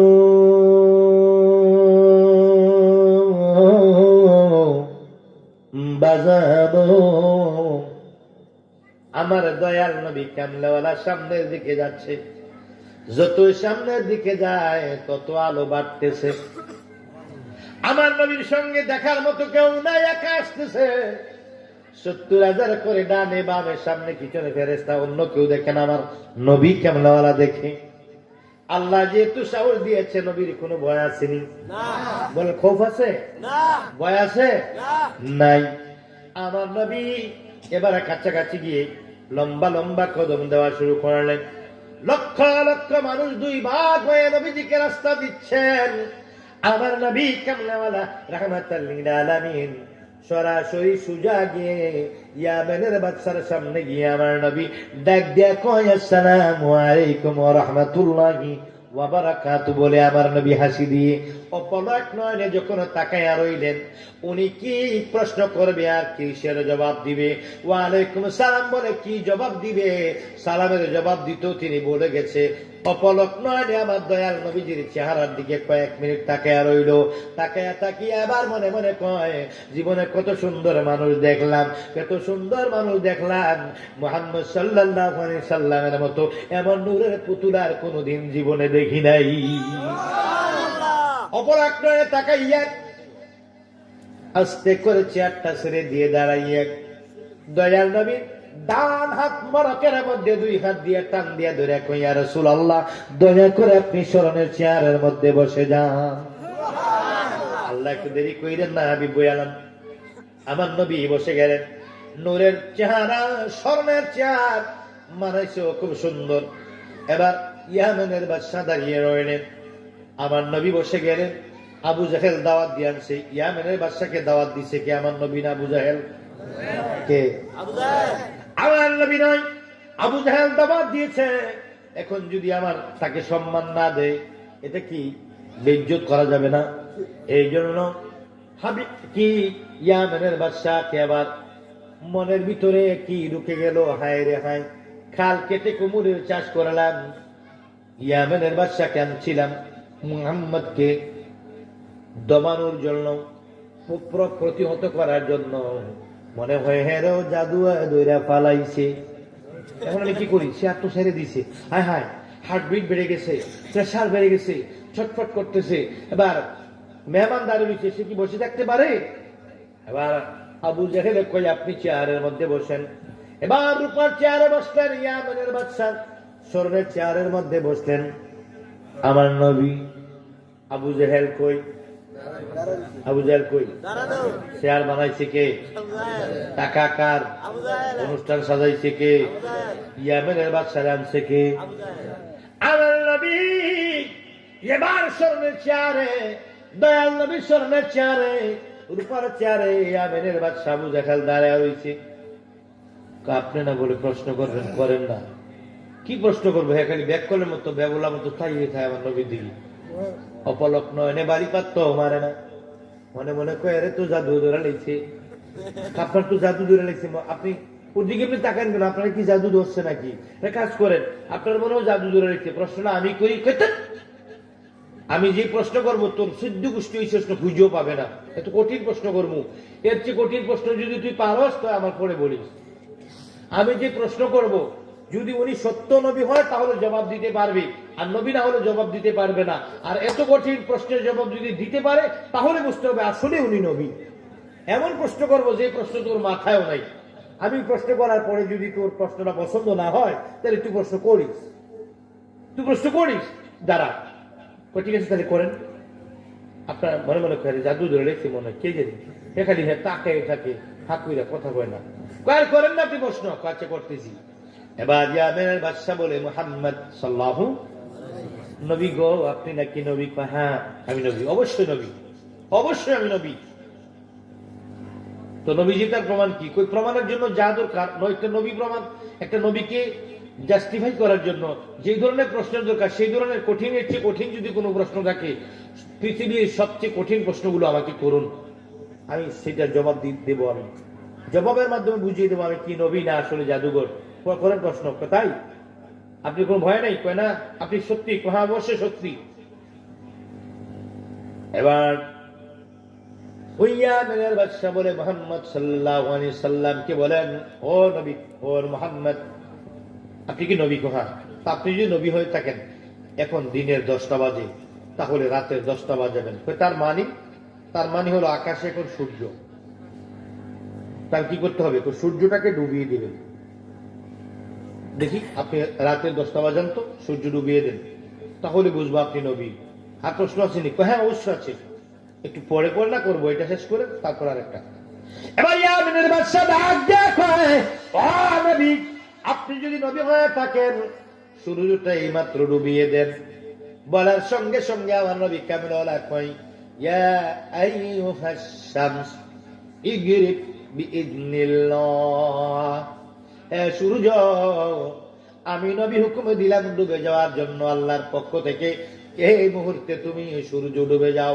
বলার সঙ্গে সঙ্গে বন্ধুরা আমার, আকাশ থেকে সূর্য ডুবে গেলে অন্ধকার রাত হয়ে গেল। এবার ইয়ামেনের বাদশা কাঁদতে শুরু করে দিয়েছে, এটা আসলে নবী।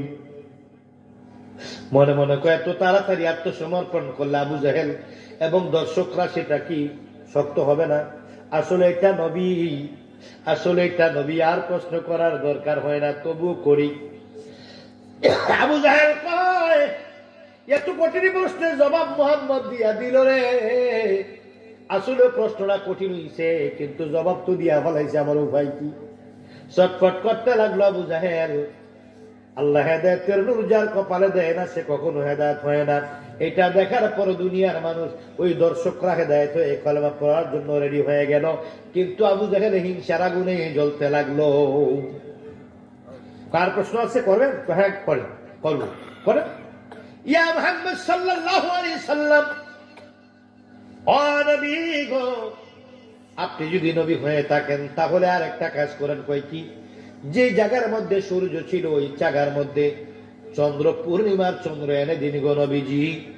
বলার সঙ্গে সঙ্গে ডান হাত মুবারক উপরের দিকে দিয়ে আমার নবী ইশারা করে এইভাবে বলেন, ইয়া আইয়ুহাল কমর, হে চন্দ্র, তাল হুমা, তাল হুমা, তাল হুমা, তুমি উদিত হও।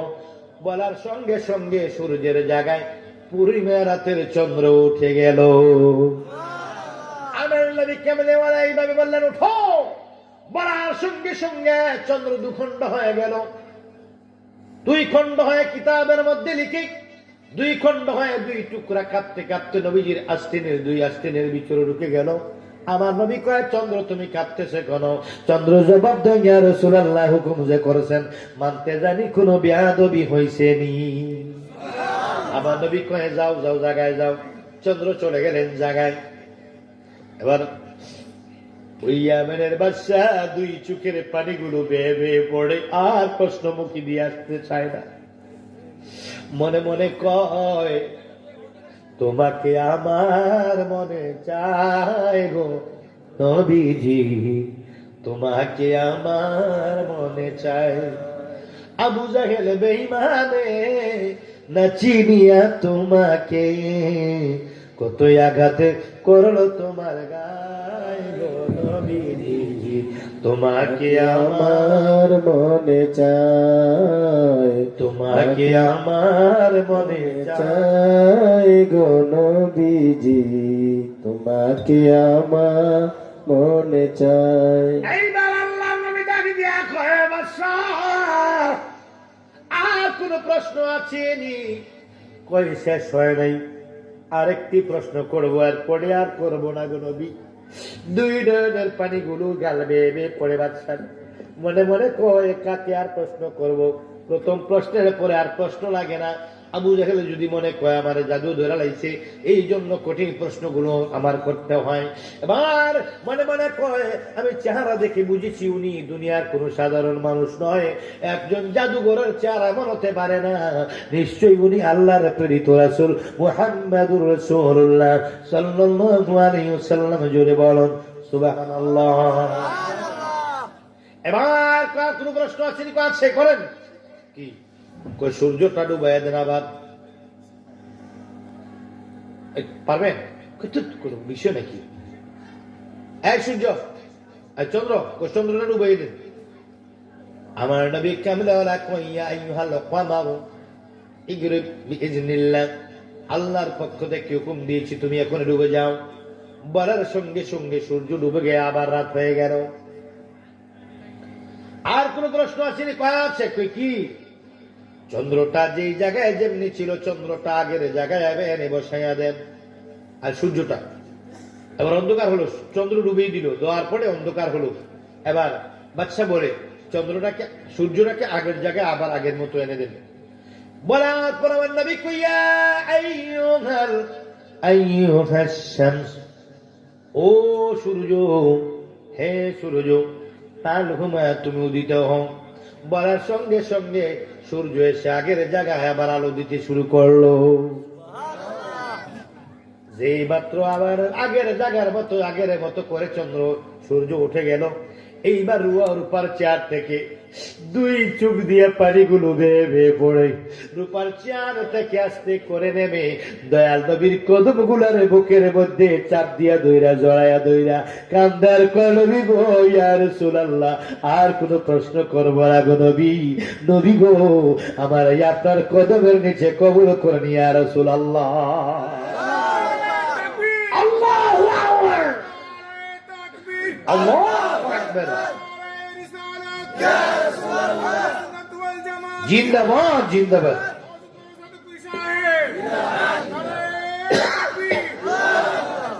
এইবার লাগ দিয়া কদমের মধ্যে ধরা লাগ দিয়া আর কান্দে নবী গো,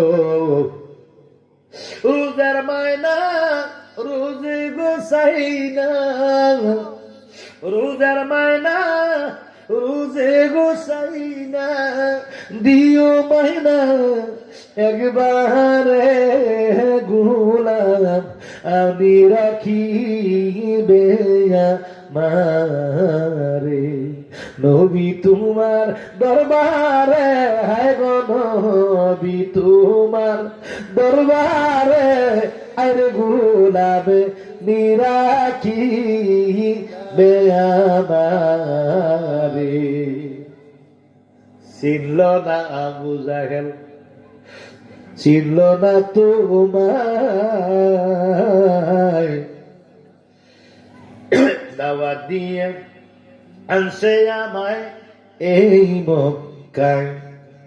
দেখা তোমার নূরের ছবি, দেখা তোমার নূরের ছবি, পাগল করলা এই দাসের গোলাম নিবানাই মায়া মারি, নবী তোমার দরবারে, নবী তোমার দরবারে গোলাম নিরাখি মায়া মারে। বলো নবী তোমার দরবারে, হায় গো নবী তোমার দরবারে, হায় গো গোলাম নিরাখি মায়া মারে। আল্লাহু আকবার কন্যা, আল্লাহু আকবার। ইয়া রাসূলুল্লাহ বলেন না, ইয়া রাসূলুল্লাহ। আহা ও তুমি বিনে, তুমি বিনে কে আছে মার গো নবী, তুমি বিনে রে,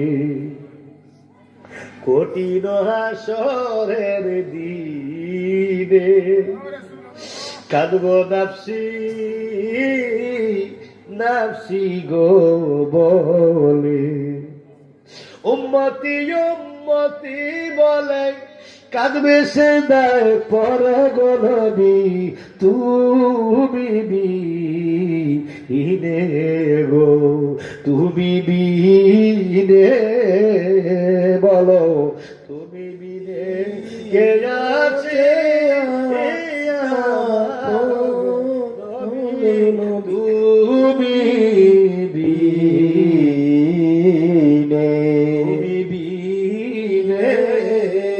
বলো তুমি বিনে কে আছে আমার গো নবী তুমি বিনে গো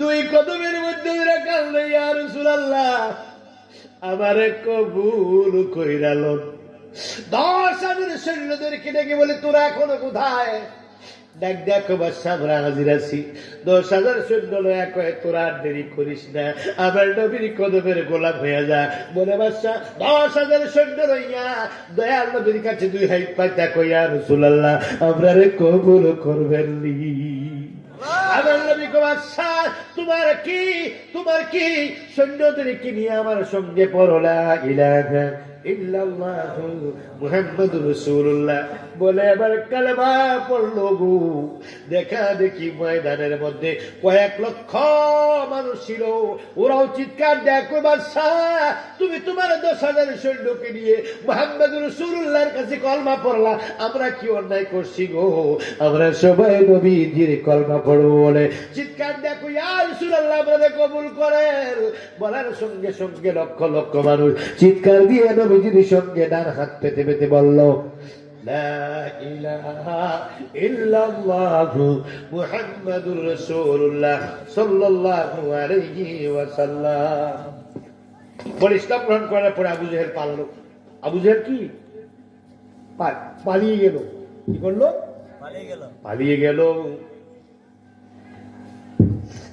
আর সবাই ইসলাম গ্রহণ করলো ইসলাম গ্রহণ করার পরে বাদশা বলে ইয়া রাসূলুল্লাহ 2 হাত জোর করে বলে ইয়া রাসূলুল্লাহ মনে মনে কয় যে নবীর জবান মুবারকের কথায় চন্দ্র ডুবে যায় সূর্য ওঠে সূর্য ডুবে চন্দ্র ওঠে চন্দ্র ডুবে রাতকে দিন করতে পারে দিনকে রাত করতে পারে এই নবী আমার মনের বাসনাটা পুরাইতে পারবে এবার মনে মনে একটি নিয়ত করেছেন নিয়তটা কি সামনে বলছি ওনার একটা অসুস্থ মেয়ের ব্যাপারে দরখাস্ত দিবে এজন্য সামনে যেয়া হাতগুলো জোর করে কইয়া রাসূলুল্লাহ আমার একটি দরখাস্ত আছে আমার নবী ডাক দেখ কয় বাদশা বলতে হবে না আমি নবী জানি তুমি যে বিষয় আমার কাছে নালিশ দিবে বাড়িতে যাইয়া তার ফল পাবে যাও এবার কি 10,000 সৈন্য লইয়া ওই ঘোড়ার গাড়ি গরুর গাড়ির পাল দিয়ে তিনি রওনা দিলেন ডাক দেখ কয় বাদশা কয়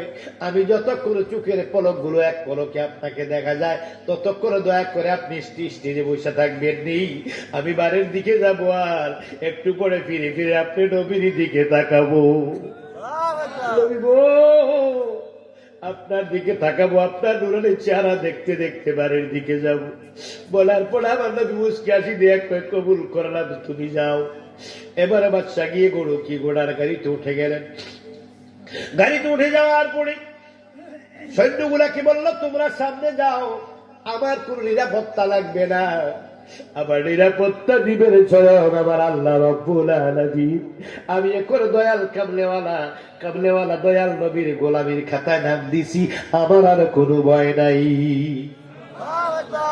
তোমরা সামনে যাও সব সৈন্যরা সামনে যা চলে গেলেন বাদশা পিছনের গাড়িতে কয় আমার সিকিউরিটি লাগবে না আমার কোনো নিরাপত্তা লাগবে না তোমরা সামনে যাও সবাই সামনে গেলেন পিছনের গাড়িতে পিছনের ঘোড়ার গাড়িতে বাদশা এবার তিনি বারবার সামনের দিকে ফিরে না বসে পিছনের দিকে পিছনের উল্টা দিকে ফিরে উনি বসেছে কারণ কি সামনের দিকে বসলে উনি দয়াল নবী দেখবে না পিছনের দিকে ফিরে বসলে পিঠ দিয়ে সামনের দিকে পিঠ দিয়ে পিছনের দিকে মুখ দিয়ে বসলে আমার নবীকে দেখবে এবার তিনি পিছনের দিকে মুখ দিয়ে বসে কয় কি আমি তোমাকে এমন কি কি কি তোমার চেহারার মধ্যে এমন কি জাদু মধু, আমি তোমার সারা জায়গা থাকতে পারবো না, বাঁচতে পারবো না। কি মায়া লাগাইলা নবী গো নবী, কি মায়া লাগাইলা নবী গো নবী, আমায় পাগল বানাইলা নবী গো, ইশারাতে পাগল বানাইলা। যার কান্দে চোখের পানি গুলো ফেলে ফেলে চোখের পানি বসে আর কান্দে, আমি কেমনে থাকবো তোমাকে সারা গো ইয়া রাসূলুল্লাহ। এবার চোখের পলক শেষ, আমার দয়াল নবী কেমন হুজরায় চলে গেলেন। বাদশাহ পিছনের দিক থেকে উল্টা দিকে সামনের দিকে বসলেন। এবার দেহরক্ষীদেরকে বলে তোমরা পিছনে আসো, আমি এবার সামনের দিকে যাই। 10,000 সৈন্য সামনে 5,000, পিছনে 5,000, মাঝখানে বাদশাহ যাইতে আসার কাঁদতেছে, সৈন্যরাও কান্দে। বাদশাকে বলে হুজুর কেমন মানুষ দেখাইলেন গো হুজুর, ওনাকে ছাড়া কেন জানি এক মুহূর্ত ভালো লাগে না, দেশে যাইতে মন চায় না। কয় কার কাছে কস, আমারে তোরা চাইতে বেশি আর অন্তরে লাগছে রে, তোরা আমার কাছে কেন কান্দোস, কার কাছে কান্দোস, আমি কার কাছে কাঁদবো, ওনাকে ছাড়া আমার যে কিছুই ভালো লাগে না। বলে কাঁদতে কাঁদতে 10,000 সৈন্য নিয়ে কাঁদতে কাঁদতে এবার মক্কা থেকে ইয়ামনের দিকে যায়। ইয়ামনের দিকে যাইয়া আস্তে আস্তে যাইতে যাইতে বাড়ির ভিতরে গেল। যে বিষয় উনি নালিশ দিতে চাইছিল, ওনার একটা মেয়ে সন্তান ছিল, একটি কন্যা সন্তান ছিল, মেয়েটা ছিল কুষ্ঠরোগী।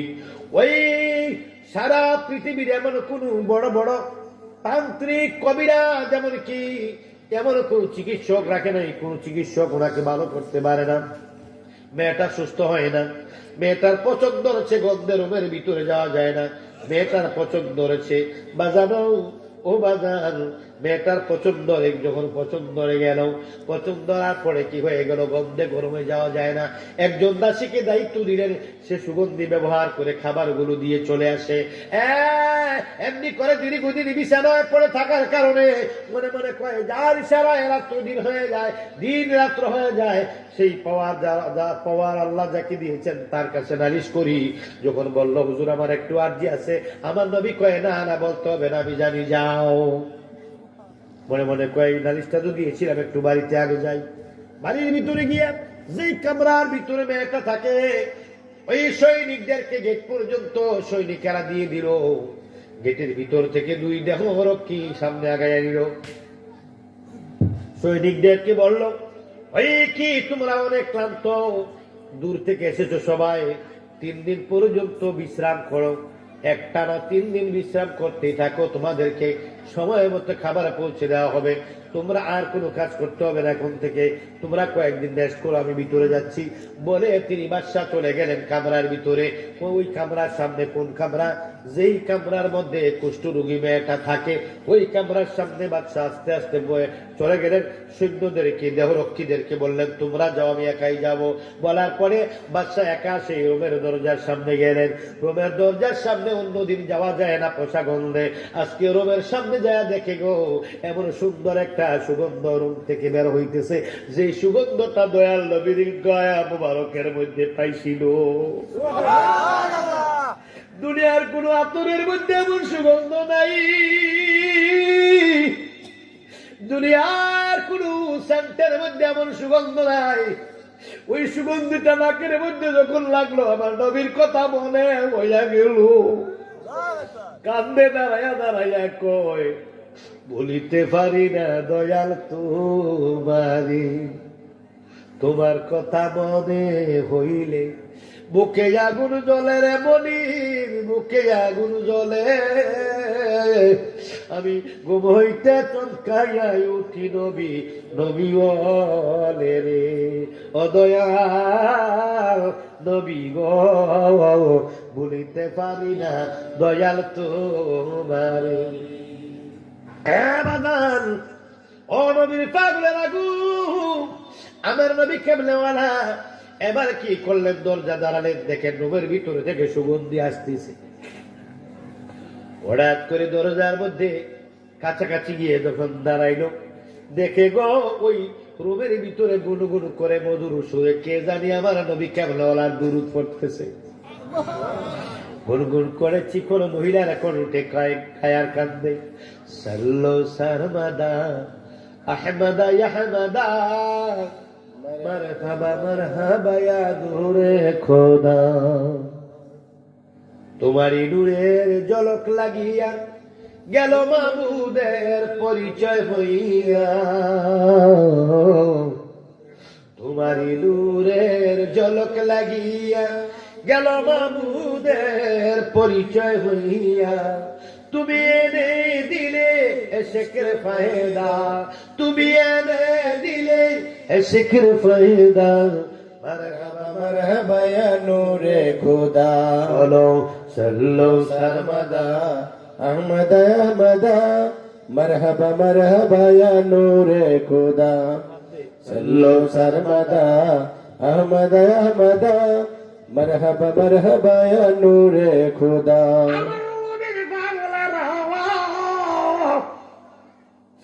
রুমের ভিতরে যখন আমার নবীর দুরূদ শুনলো, কলিজার ভিতরে প্রেমের আগুন দাউ দাউ করে জ্বলে উঠল। দরজার মধ্যে যাইয়া করা নাড়লেন, কে তুমি? কে? নাম বলল, আমার মেয়ে কাব্য না কি কথা। বাদশা দরজা খোলো। ভিতরে কোনো দাসী নেই, একা একা দরজাটা খুললো। বাদশার হিসাব মিলে না। যেতে দেখলাম মেয়েটা কুষ্ঠরোগী, পচা গন্ধ। এখন মেয়ের কণ্ঠে দুরূদ, তাও কিভাবে শিখাইলো? তাও আমার নবীর দুরূদ কেন? আমি তো ইসলাম গ্রহণ করেছি, এলাকায় তো কেউ জানে না। আমার সুগন্ধি কেন নবীর দুরূদ কেন? হিসাব মিলে না। পাগলের মতো তিনি অস্থিরতা শুরু করলেন। দরজা খোলার পর আমার দয়াল নবীর চেহারাটা সামনে থেকে যায় না। এই দরজা খোলার পর রুমের ভিতরে গিয়ে মাথা থেকে পা পর্যন্ত বারবার তাকিয়ে দেখে কুষ্ঠরোগী মেয়েটার কোনো কুষ্ঠরোগের কোনো চিহ্নই বলতে শরীরে নাই। মেয়েটার শরীর এত সুন্দর, সুঠাম এবং সুশ্রী আর সুগন্ধ। ওই মেয়ের গা থেকে, জবান থেকে, ওই মেয়ের চুল থেকে, পোশাক থেকে, শরীর থেকে নূর চমকাচ্ছে আর কি সুগন্ধি বের হচ্ছে। আর রুমের ভিতরে এত সুন্দর কি সুঘ্রাণ। জীবনে কোনো আতরের গোলাপের মধ্যে, কোনো আতরের মধ্যে, সেন্টের মধ্যে, কোনো গোলাপের মধ্যে এত গন্ধ তিনি সুগন্ধ পায় নাই। উনিও পলক নয়নে তাকিয়ে কি বলবেন, হা করে তাকিয়েছে। মনে হয়ে গেল সেই রাহমাতুল লিল আলামিনের কথা। আমার নবীর কাছে যখন বলেছিল, হুজুর আমার একটা দরখাস্ত আছে, নালিশ আছে ইয়া রাসূলুল্লাহ। আমার নবী কই, যাও যাও, বলতে হবে না, আমি জানি। ওই কথাটা মনে হওয়ার পর হিসাব মিলে গেল। এবার পা থেকে মাথা পর্যন্ত জায়গায় বুড়মার দিকে, মেয়ের দিকে তাকাইয়া, মেয়ের দিকে তাকাইয়া তাকাইয়া বাবা কান্দে। বাবার দিকে তাকাইয়া তাকাইয়া মেয়ে কান্দে। ডাক দেয়া কয়, মা, মা গো, তোর না কুষ্ঠরোগ ছিল রে মা? তুই কেমনে এত ভালো হয়ে গেলি, এত সহজে ভালো হয়ে গেলি? তোর দেহ এত সুন্দর আর এত সুগন্ধ তোর মধ্য থেকে বের হচ্ছে। মা রে, তোর কে ভালো করলো? ডাক্তারের নাম কি? একটা চিল্লাল দেয়া, দুই হাত মুখের মধ্যে চিল্লাল দেয়া কম, মা ওই ডাক্তারের নাম দুনিয়ার কোন ডাক্তার না গো। ওই ডাক্তার হলো প্রেমের ডাক্তার। ওই ডাক্তার হলো আমার নবী সারোয়ার। সেই প্রেম রোগের ডাক্তার আমার নবী সরোয়ার। প্রেমের রোগী দেখে বৈশা মদিনা চেম্বার। সেই প্রেম রোগের ডাক্তার আমার নবী সরোয়ার। প্রেমের রোগী দেখে বৈশা মদিনার চেম্বার। ওরে মদিনায় তার বসতে বাড়ি, ওরে মদিনায় তার বসতে বাড়ি, আরো সে ফুরে ঠিকানা। মন যেতে চাই সোনার মদিনা, আমার মন যেতে চায় মদিনা গো, মন যেতে চায় মদিনা, মদিনা মোর আসল ঠিকানা। এ বন্ধু, মেয়ে ডাক দিয়ে কই, বাবা গো, ডাক্তারের নাম হলো নবী কামলেওয়ালা। কেমনে দেখলি? কিভাবে চিল্লি? ডাক দিয়ে কই, আম্মা আপনি যে মক্কার জমিনে দয়াল নবীর কাছে নালিশ দিয়েছেন, নালিশ দেওয়ার সঙ্গে সঙ্গে যেই নবী চন্দ্রকে দ্বিখণ্ডিত করেছেন, যেই নবী সূর্যকে ডুবিয়েছেন, চন্দ্রকে ডুবিয়েছেন, দিনকে রাত করেছেন, রাতকে দিন করেছেন, ওই নবী কামলেওয়ালা একই সময়ে আমার ঘরে আপনি নালিশ দেওয়ার সঙ্গে সঙ্গে আমার নবী কামলেওয়ালা আমার রুমের ভিতরে হাজির হইয়া গেছে। আমার নবীর নুরানি থুতু মুবারক দেয়া আমার শরীরের মধ্যে যখন থুতু মুবারক লাগাই আমার নবী একটা ফু দিছে, সঙ্গে সঙ্গে কুষ্ঠ রোগ ভালো হয়ে গেছে আমার শরীরে। দয়াল নবী কামলেওয়ালার যে আতরের ঘ্রাণ পাচ্ছেন আব্বা, সুগন্ধ পাচ্ছেন, ওটা আতর না, সুগন্ধি না গো বাবা, এটা হলো দয়াল কামলেওয়ালা নবী কামলেওয়ালার থুতু মুবারক। পাগল বানাইলি দয়াল রে আমায়, দেবানা বানাইলি দয়াল রে, নামের সুদায় আমার খাওয়াইলি দয়াল রে, নামের সুদায় আমার খাওয়াইলি। বাবা চিল্লালি আম্মা আম্মা গইয়া বের জমানের মধ্যে গড়া, বের গড়ার মধ্যে বুকের মধ্যে বাবা জড়ায়া ধরিয়া চাপ দিয়া ধরে কান্দে আর কয় মা মারে, ও মা খবর শুনবিনি? আমি আমার দয়াল নবী কামলেওয়ালার গোলাম সাইয়াছি, আমি আর বাদশাহী চাই না রে মা, আমি এখন দয়াল নবীর গোলাম, এই পরিচয়টাকে বেছে নিয়েছি। আমি আমার দয়াল নবীর হাত মুবারকের মধ্যে ধরে আমি পড়েছি লা ইলাহা ইল্লাল্লাহ মুহাম্মাদুর রাসূলুল্লাহ সাল্লাল্লাহু আলাইহি ওয়াসাল্লাম। আমি নবী কামলেওয়ালার প্রেমের মালা গলায় পড়ছি রে মা, মারে ও মা তুই পড়বিনি। মেয়ে ডাক দেখ আব্বা, তুমি যখন মক্কার জমিনে কালমা পড়ছিলা আব্বা, সেই সময় আমিও দয়াল নবীর সঙ্গে কালেমা পড়া পালাইছি। ও বন্ধু, নবী কামলেওয়ালা রাহমাতাল লিল আলামিন, আমার নবী মায়ার নবী দয়ার নবী রাহমাতাল লিল আলামিন, যদিও তিনি কি বাহ্যিক স্বরূপে একজন মানুষ, হাকিকতে হলো নূরুন আলা নূর, সাল্লি আলা নূর সাইয়্যিদুল আলম সাইয়্যিদুল মুরসালিন খাতামুন নবীন রাসূল মুআমিন রাহমাতাল আশিকিন। আমার নবী কামলেওয়ালা রাহমাতাল লিল আলামিনের প্রেমিক হতে পারলে কবরও ভয় নেই, আসরে ভয় নেই, মিজানও ভয় নেই। আমার নবীর প্রেমিক হও, আল্লাহ রাখবাক দিয়ে কয় আল ইন কুনতুম تحبون الله فاتبعوني يحببكم الله। আল্লাহ ডাক দেয়া কোন নবী গো বলে দিন, আপনি বলে দিন, যদি কেউ আমি আল্লাহকে ভালোবাসতে চাই সে যেন আপনি নবীকে আগে ভালোবাসে। আল্লাহ ডাক দেয়া কই ইয়া রাসূলুল্লাহ মাইয়ুতি রাসূল ফাকাদ আল্লাহ, নবী আপনি বলে দিন কেউ যদি আমি আল্লাহকে অনুসরণ করতে চাই শুধু যেন আপনি নবীকে অনুসরণ করে, আপনার অনুসরণ হবে আমার অনুসরণ। জোরে বলুন সুবহানাল্লাহ। হে রাসূলুল্লাহ, ইয়া হাবিবাল্লাহ, নবী গো, ও নবী আপনি বলেন মায়ার নবী দয়ার নবী, আপনাকে আমি কাউসার দান করেছি, জান্নাত দান করেছি, শাফাতের মালিকানা করে দিয়েছি। আপনাকে যারা চিনবে, জানবে, বুঝবে, আপনাকে যারা মহব্বত করবে, তাজিম করবে, মহব্বত করবে, আপনি নবীকে যারা ইজ্জত করবে, আপনি নবীকে যারা অনুসরণ করবে, আপনি নবীকে যারা কি করবে, আদর্শ যারা মানবে, লাকাদ কানা লাকুম ফি রাসূলিল্লাহি উসওয়াতুন হাসানাহ, নবীজির আদর্শ হলো সর্বোত্তম আদর্শ। এই আদর্শ যারা মনে মনে ধারণ করবে, নবীজিকে মহব্বতের সহিত যারা ভালোবাসবে, আমার আল্লাহ কয় তাদেরকে লা খাউফুন আলাইহিম ওয়া লা হুম ইয়াহজানুন, তাদের দুনিয়াতেও ভয় নেই, আখিরাতেও ভয় নেই, কোনো চিন্তা নাই। আল্লাহ কয় তাদেরকে আমি চিন্তা মুক্ত দুনিয়াও রাখবো, কবরেও রাখবো, আসরেও রাখবো, মিজানেও রাখবো, ফুলছাড়াতেও রাখবো। জান্নাতের জন্য তারা কাঁদতে হবে না, যারা নবীর প্রেমিক হবে জান্নাত তাদের জন্য কাঁদবে। জোরে বলুন সুবহানাল্লাহ। একটু দাঁড়িয়ে নবীজিকে সালাম দাও, ইয়া নবী সালাম